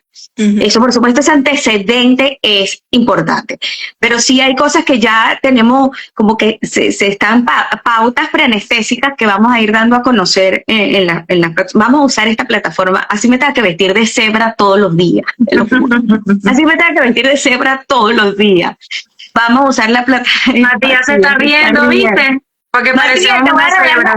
Así como la mía de cebrita, vamos a hacer la cebra mutante, pero o sea, vamos a usar esta plataforma realmente para educar y que esto que estamos viviendo, que es real, que existe, sirva para abrir una puerta y que podamos prevenir casos. Miren, en las redes sociales yo nunca había hecho investigación así, se los digo, esto es inédito para mí, yo siempre he estado en ambiente hospitalario, en ambiente académico, universidad, cómo nos llegan pacientes por redes sociales, por TikTok. Aquí tengo otro caso, que, bueno, y Desiree desde Chile, Joana desde aquí de Estados Unidos.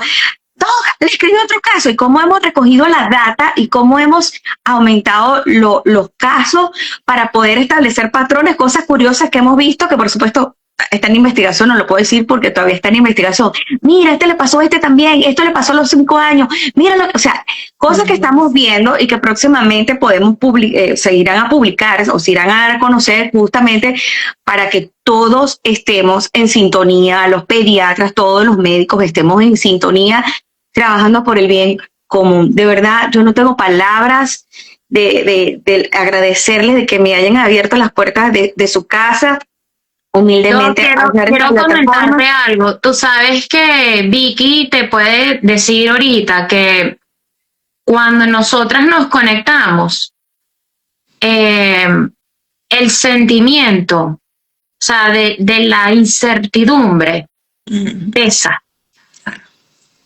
Y bueno, Vicky, imagínense, Vicky te puede contar ahorita, yo no te puedo ver, pero sí te puedo oír. Vicky acaba de recibir apenas el segundo resultado confirmatorio, apenas esta semana reciente. Vicky, sí nos gustaría escucharte, gracias por estar. Yo sé que Vicky está nerviosa, me decía, Doug, yo nunca he estado en nada de esto. Bueno, bienvenida, bienvenida al club. Sí. Hola, buenas noches. Primero que nada, gracias por ser parte de este proceso que tiende a ser, como se lo he dicho a las mamis, uno tiende a caer quizás en un tema obsesivo porque uno busca respuestas. Cuando tienes a muchos doctores, tienes a familiares, tienes a amigos, a conocidos que están en un proceso de negación, pero viven o vivieron esa etapa contigo, duele porque es el sentimiento como mamá. Soy creo que muy afortunada dentro de todo porque a mi Joaquina la distonia que está presentando hoy en día no es tan severa como la que está presentando Matías. Gracias a Dios ella está viva, está junto con nosotros. Lo que he podido notar después de todo este proceso es que sí, está presentando dolores musculares a nivel musculares, muchos dolores de cabeza, mucha irritabilidad, pero sigue siendo una niña activa. Cuando Joaquina nace, y traigo esto a relucir que se los he comentado a ustedes, yo siempre le he dicho que ella nació para brillar. De hecho, Joaquina, su fuerte, ella se estaba atendiendo mucho, estaba practicando jiu-jitsu y es una niña que estaba brillando se estaba desenvolviendo muy bien en ese deporte. Más sin embargo, yo pensé que siempre quizás iba a sobresalir como una atleta deportiva, porque siempre ha sido bien enérgica, bien enérgica. Y hoy en día ella está dando luz a otros de una forma completamente diferente, que no significa que es menos importante. Su caso es completamente real. Recibí la confirmación por 2 laboratorios completamente diferentes que no tienen una relación con otra y no saben del caso de Joaquina en conjunto, uno de otro. Son 2 grupos de especialistas completamente diferentes. Doble ciego. Sí, señora, doble ciego. Recibo a Joaquina hace 2 años, le hacen el estudio, cuando le hacen, ella entra para un procedimiento de endoscopia, un procedimiento electivo porque estaba presentando dolores estomacales intermitentes. La gastroenteróloga me recomienda hacer una endoscopia para ver el por qué, buscar respuesta al por qué a las molestias estomacales que estaba presentando. A ella la sedan, utilizan el sevoflurano, pero también utilizan el propofol, de un procedimiento que tarda 15, 20 minutos y la recuperación es rápida. En su momento en la sala de recuperación yo veo que otros niños llaman a las mamás, mira, ya sus hijos despertaron, se van, les hacen la despedida y yo sigo esperando por Joaquina. Me pongo ansiosa, me pongo nerviosa, me dicen no, que ella está todavía durmiendo, que ella está todavía sedada, no ha despertado. Una vez ella despierte, te dejamos saber para que la veas. En lo que ella empieza a despertar, me llaman y Joaquina estaba bien alterada, bien, o sea, no podían con ella, no podía con ella, estaba, o sea, tuvo una reacción bien fuerte y ellos me dejan saber, ya una vez logramos calmarla un poco, la agarro, la calmo. Ellos me dijeron, déjale saber para futuros procedimientos que ella tiene un despertar tardío a la anestesia. Ese es el primer síntoma.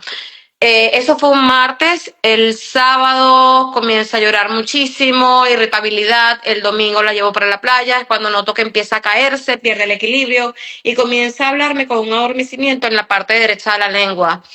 Mi esposo me dice, lleva a Joaquina de emergencia para el hospital de niños, porque esto no es normal. La llevo, ellos me dicen que Joaquina estaba presentando una infección de garganta, que por eso los mareos y el adormecimiento. Joaquín en ningún momento se quejó de dolor de garganta. Y algo que sí tiene mi hija, que es como yo, no sabe quedarse callada y sabe qué es lo que quiere. Y sabe decir y abogar por sí misma, ¿sabes? Eran las 7 de la noche, me voy a la casa, no estoy contenta con el diagnóstico. El lunes en mi trabajo sigue llorando. De hecho, la tuve que vestir, la tuve que alimentar. Joaquín había recién cumplido 6 años, ya era una niña independiente, podía hacer las cosas sola. Y ella la llevó al colegio, estaba tambaleándose, se caía, la llevo al pediatra y me dicen, tienes que llevarla nuevamente a urgencia porque ella está en un estado mental alterado. Eso fue el lunes 6 de mayo del 2024. En todas estas, relatando la historia múltiples veces, me dicen, vamos a hacer una resonancia magnética. Y yo le digo, pero la vamos a hacer. Yo le digo, esto viene por parte de la sedación que tuvo el martes. Le dije, no vamos, pero es que no se va a quedar tranquila. Ella se va a quedar tranquila. Y yo logro evitar que todos los procedimientos y todos los estudios que se le hacen a Joaquina sean sin anestesia. Gracias a Dios. Bendito Joaquina Dios, tuvo la la salvaste. punción lumbar sin anestesia. O sea, mi hija es una guerrera. Sí. Todo lo que ha sido, ella ha tenido más de 7 resonancias magnéticas. Wow. La punción lumbar fue sin anestesia. El estudio de los nervios y los músculos, que le meten una agujita a los músculos. Para chequear si todo está bien, y Joaquina lo hizo todo en vivo sin anestesia. Wow. Ella ha sido una guerrera. En su momento, cuando dan los resultados de la primera imagen de la resonancia magnética, hubo una doctora, somos admitidos, y una neuróloga me dice, todo esto, por la imagen del daño cerebral, me dicen, todo esto parece ser un síndrome mitocondrial. Más sin embargo, su test genético en su momento sale negativo. Nosotros estuvimos hospitalizados por 25 días en San Pete. El hospital de verdad que se portó muy bien. Fueron muchos los especialistas, así como con Freddy, de enfermedades infecciosas, metabólicas.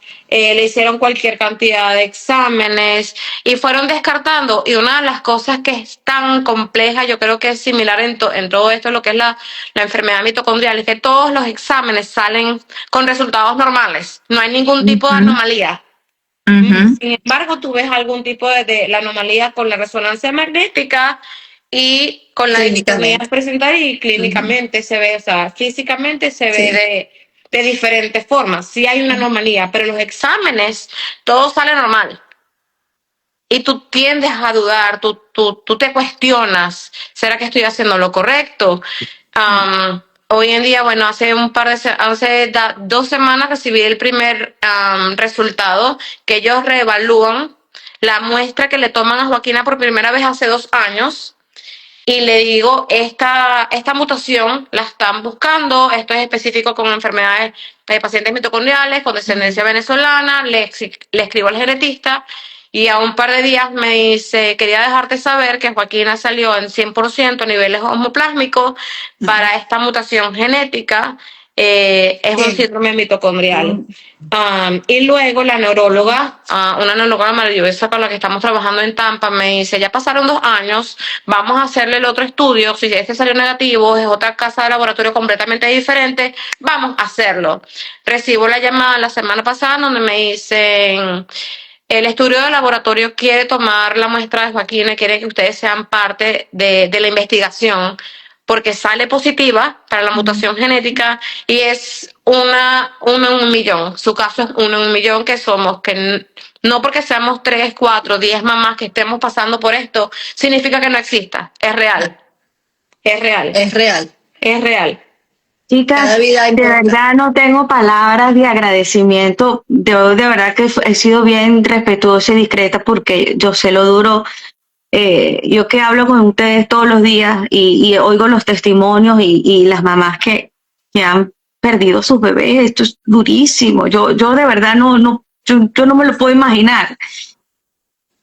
Gracias, de verdad, por lo que están haciendo. Gracias por mostrar sus rostros, gracias por abrirnos sus hogares para crear conciencia y que, bueno, esta plataforma sigue abierta para ustedes en lo que quieran transmitir. Gaby Europea sigue siendo una ventana para mostrar estas cebras, estas enfermedades raras que Gracias, sí Ros, por existen. permitirnos este espacio, Gracias. por hacer visible Quisiera esto. Por la investigación dar, aunque sea bonita 2 que minutos está de haciendo. preguntas al público, aprovechando que están las tres, y bueno, que estoy yo también, que pudiéramos responder algunas preguntas y algunas dudas. Por favor, escriban, aprovechen este momento de tanto valor, porque ustedes están con las protagonistas que están viviendo en sus propios zapatos la realidad que queremos mostrar. Entonces, voy a empezar a leer. Bueno, por supuesto, tienen muchísimos mensajes hermosos. Mamá Trisomía, que es una de las mamás que yo he entrevistado aquí, tiene 2 niños con trisomía. Imagínense lo infrecuente. Ella dice, perder un hijo es un dolor inmenso, mucho más que perder una madre. Ya pasé por ambos dolores y algún día me tocará con los míos. Gracias por tan valiosa información, dice María René Rivers. Mafe, Ramoncito, Camilo y Matías, los abrazo con todo mi cariño. Julieta desde Calabozo. Oh, Julieta, wow. Gracias por tanta valentía, coraje y perseverancia. Todas ustedes como mamás son portadoras, escribe una Ivana Camila Díaz. Sí, todas tienen bueno, falta Vicky, todavía estamos pendientes por el resultado. Vicky, esa es la tarea que tiene ahora. Vicky falta, y por supuesto, otras mamás que tenemos todavía pendientes por confirmar, estamos en ese proceso. Sigo leyendo preguntas. En Venezuela, este examen lo hacen en Valencia. Estamos en eso.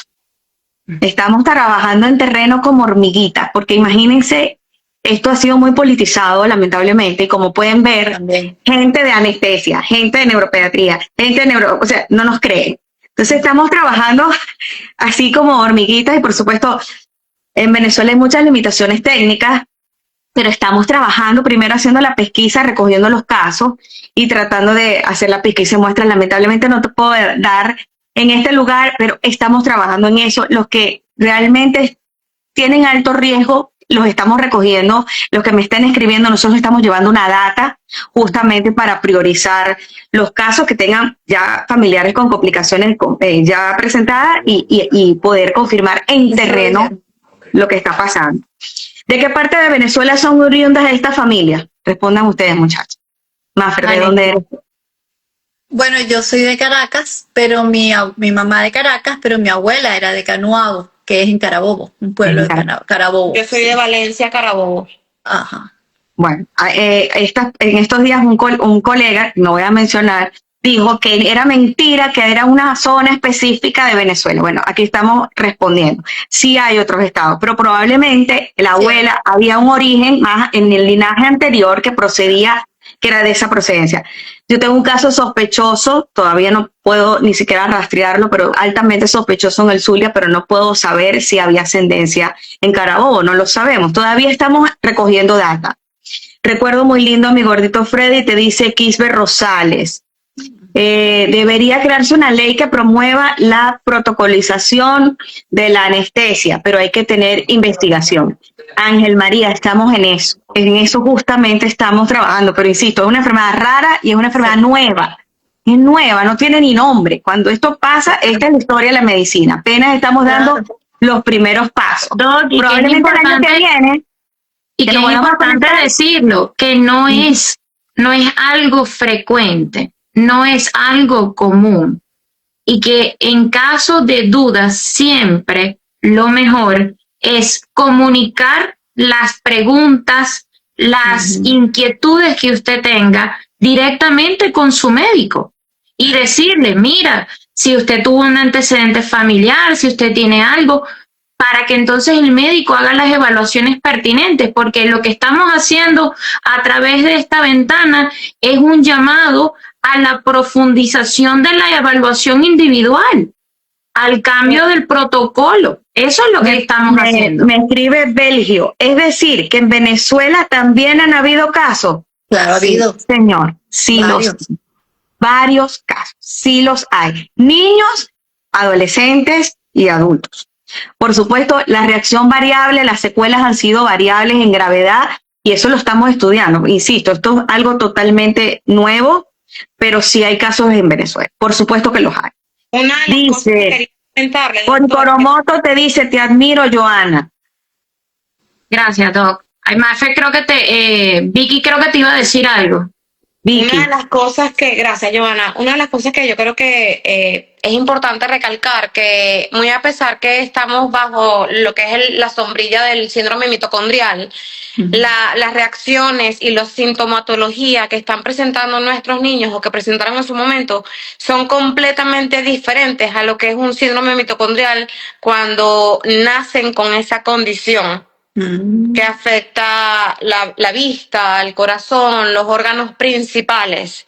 Claro. La sintomatología que está presentando, por ejemplo, hoy en día mi hija es completamente diferente a la sintomatología que está presentando también Matías o a la sintomatología que presentó Freddy en su momento. Entonces quizás por eso dice, sí, esta enfermedad no tiene nombre, estamos arropados bajo el síndrome de lo que es la mitocondria, la parte de lo que es la mitocondria, más no tenemos una respuesta concisa porque es muy Y la sombrilla es MELAS, que es lo que que es lo que hemos conversado. La sombrilla es MELAS. Y en el caso de Freddy, al final le dicen que él tiene un Lee-like, que es el síndrome de Lee. Que si ven el post anterior, justo antes de conectarme, yo coloqué una imagen del síndrome de Leigh, cómo se ven las resonancias y por qué hubo la sospecha o la orientación clínica que se tratara de una enfermedad mitocondrial. Nos escribe aquí Claudia, que es una de las anestesiólogos que está trabajando fuertemente en esto. Dice, estamos en eso. Primero estamos educando a todos los anestesiólogos para crear protocolos. Se necesita evidencia, publicaciones peer review, pero por ahora estamos dando recomendaciones. Gracias, Claudia. Estamos, de verdad, aplaudo el trabajo que estás haciendo. Ya vienes recientemente de Canadá de presentar la experiencia. Escriben, es decir, que sean nativos de otros estados fuera de Carabobo. Bueno, sí tenemos casos reportados en otros estados, Aragua, Caracas, pero la mayor incidencia o el mayor reporte de casos hasta ahorita es en el estado Carabobo. Les pregunta aquí Roseco 2, como no hay forma de saber con el interrogatorio esta enfermedad, en Chile a los niños le damos TIVA a todos los hijos de madre venezolana. Como pudiéramos ver en esta entrevista, hasta ahora eran niños completamente sanos, como que no, eran niños atletas, niños deportistas, sin ningún síntoma neurológico y los otros órganos mitocondrias tenemos en todas las células. Por supuesto, hay órganos como el cerebro, el corazón, los músculos, el hígado, pero hasta ahora son niños que no tenían al menos ningún indicio clínico anterior e incluso habían tenido procedimientos con algunos anestésicos. Entonces, todo esto lo estamos revisando. ¿Ningún síntoma previo a la anestesia? No. A ver, ¿qué más? ¿Qué otra pregunta puedo leer aquí que puedo rescatar? También quiero decir algo, Doc. Yo admiro profundamente la labor que ustedes hacen y yo estoy segura que como yo, también Mafer y Vicky sienten lo mismo. Claro. Porque ustedes los médicos que están librando esta lucha contra viento y marea, contra todo lo adverso que hay, contra todos los detractores que han abierto vamos a decir, esa cercanía, han entablado ese nexo con nosotros y que nos han permitido encontrar esas certezas que tantos necesitamos para poder procesar también esto, porque aun cuando en este caso yo perdí a mi hijo Freddy, ¿verdad? El vivir esta experiencia te hace tener un trauma y el trauma después te genera muchos efectos a nivel familiar, a nivel personal. Entonces, el hecho de que ustedes sigan dando esa lucha, los doctores que están en Miami, los doctores que están en diferentes partes, la doctora Jeremy que está en Alemania, los doctores de España, la doctora Desiree que está en Chile, o sea, que somos los soldaditos que están ahorita haciendo todo esto posible. Sí, más Se bien, los agradecemos enormemente. La doctora María Gabriela nos da las gracias a nosotros y nosotros más bien le estamos tan agradecidos a todos ustedes porque si hay algo que estábamos viviendo nosotros, esta familia y cada una de las familias, es una soledad muy grande. Es una soledad muy grande. Huérfanos. Médico, solo huérfanos. Esa es Por la eso palabra se que llaman hemos buscado. enfermedades huérfanas. Por eso se Tal llaman cual. así. Y así nos sentíamos, nos sentimos huérfanos de médicos porque no nos entienden, no nos apoyan o no saben qué hacer, es un caso raro, entonces no tenemos como, yo siempre dije, ojalá nos pase como en las películas, que haya un médico que diga, yo me quedo con este muchachito hasta que consiga yo quiero un médico que agarre a mi hijo hasta que consigamos juntos algo, ¿no? Junto con Jeremy y fíjate, se dio, porque no es un médico, son todos ustedes que están dando una batalla, como dice yo. Y nuestros médicos venezolanos, venezolanos. Los venezolanos que están claros, ¿no? Los que están claros. Los venezolanos que están claros, Pregunta de Omar. Y quiero leer esta pregunta de Omar porque Omar está viviendo esto en carne propia. Él nos pregunta, ¿en Carabobo están usando sevoflurano en estos momentos? Y Omar, yo no te puedo responder esto porque yo no estoy allá. Yo supongo que sí se sigue usando. Yo no sé si en este momento las clínicas grandes en Carabobo, ustedes que son de allá a lo mejor podrán tener más información sobre esto. Yo de verdad no te puedo dar certeza porque primero no estoy en Venezuela y yo no sé si ya directamente en el estado de Carabobo ha habido como algunas pautas preanestésicas para evitar esto. Yo lamentablemente esto no te lo puedo responder, pero sí creo que al abrirlo en esta plataforma públicamente pudiéramos investigar si en Carabobo ya hay algún protocolo o algo que se esté haciendo. Honestamente, Omar, no lo sé. Bueno, doctor, hay una cosita que quisiera comentar con lo que dijo Vicky, que lo de las sintomatologías que son muy distintas, lo que tuvo Freddy, lo que tuvo Joaquín, lo que tiene Matías. Yo no estoy tan segura de eso, porque sí son muchos síntomas que pueden ser muy distintos algunos, pero yo creo que hay denominadores comunes, como por ejemplo la distonía, la espasticidad, la praxia de habla, porque además la zona es la zona más común que encuentras de este problema, son los ganglios basales. Y bueno, Matías tiene, y el cerebelo también, creo que también. Sí, también cerebelo hay bastante. Y hubo una necrosidad de los ganglios basales y el cerebelo, sí, ese es lo que se ve. Tanto distonía, vemos movimientos distónicos como ataxia, simetría, la motricidad. Y el motriz también. Y recuérdense que el cerebelo también se encarga de la praxia del lenguaje. Entonces, por eso que son los síntomas, por supuesto, van a depender de las áreas que están afectadas y la intensidad o el volumen de los síntomas del grado de lesión. Sí, claro, por eso quise, y discúlpame, quizás caí en eso, en decirlo, porque como, o sea, tú estás viviendo tu proceso, yo estoy viviendo un proceso, Freddy vivió su proceso, y quizás me quise referir a la sintomatología común que presentan los niños que nacen con exacto. Porque hay niños que nacen con el síndrome, no se les desarrolla, no se les detona. Con eso, claro. Exacto. Los pacientes que yo he tenido con enfermedad mitocondrial, uno de los síntomas como más comunes o más frecuentes, además por eso del cansancio, del dolor muscular, del cansancio, la fatiga con los ejercicios, es la tos y la caída de los párpados. Y es uno de los síntomas cuando uno ve a un niño un paciente que tiene, claro, hay otras enfermedades que pueden dar tos y bilateral, pero la enfermedad mitocondrial es una de las cosas frecuentes. Entonces, muchachas, este live ha sido el más largo que yo he hecho. Quiero decir algo antes de irnos. Y bueno, y besar a mis madres hebras, por supuesto, ¿no? Hoy recibí una noticia que me hizo llenar de esperanza. Que cerrar esto con una muy buena noticia. Sí. Antes de que nos lance esas flores, mi amiga Joana, yo una vez más, muchas gracias muchachas por ser tan valientes, Gracias a ti, por mami. ser tan valientes y por consolar a otras mamás que todavía están en shock. O sea, esto es un duelo, esto es un proceso de duelo. Y hay muchas mamás que están aquí llorando. O sea, yo les agradezco tanto este abrazo que les han dado a esas mamás que todavía están en un duelo muy difícil, muy difícil. Y ese es el objetivo de este grupo y es el objetivo de esta plataforma. Ah, yo tengo una enfermedad rara y estoy en España. Ah, yo tengo una enfermedad rara y estoy en Colombia. ¿Cómo conecto esos dos casos y que puedan ayudarse y complementarse? Muchas gracias, muchas gracias. No tengo cómo agradecerles que esta ventanita que se llama, yo no soy influencer, yo no soy un artista, yo no tengo muchos seguidores, pero lo poquito que yo puedo hacer, créanme que siempre va a ser por el bien común de nuestros niños, de nuestros pacientes.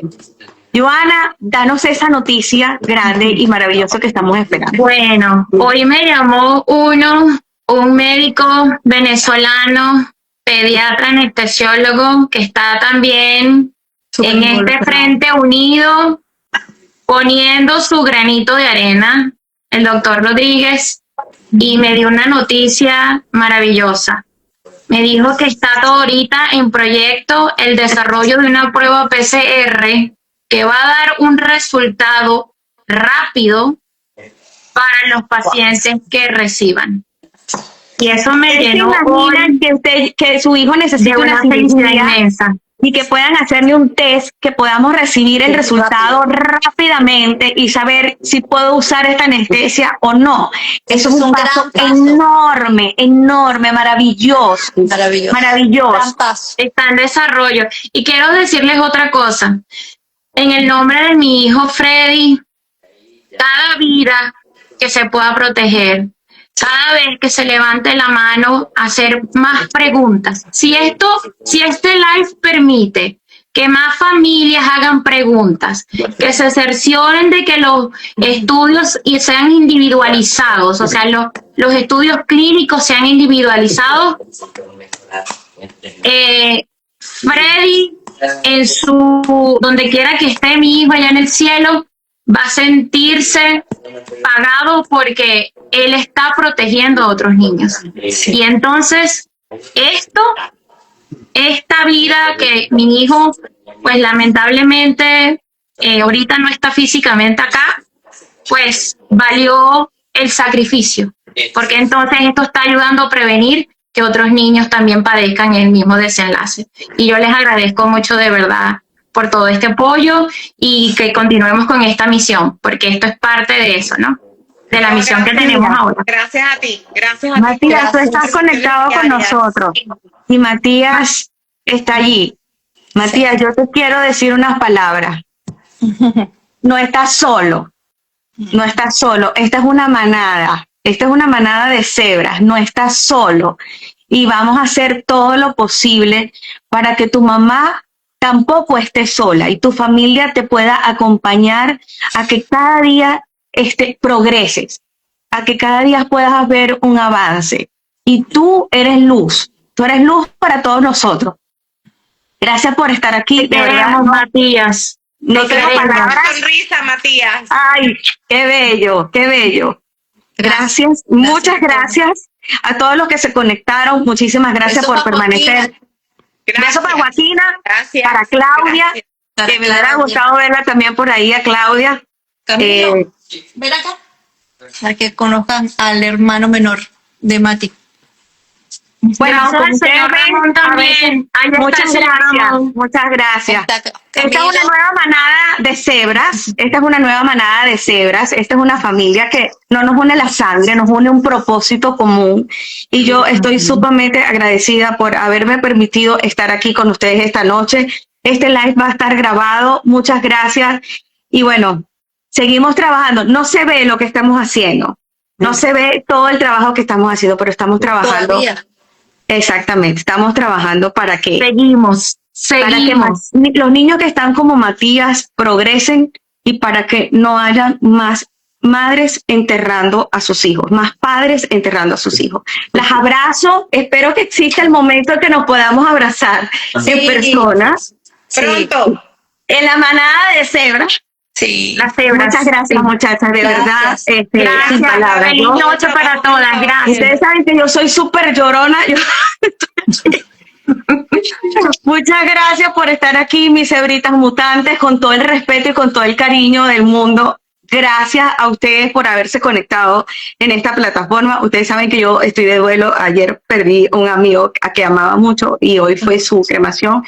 Así que bueno, estoy también con muchos sentimientos encontrados, pero el compromiso que tengo con mi comunidad, con ustedes, es mayor. Así que muchas gracias por estar. Feliz noche para todos.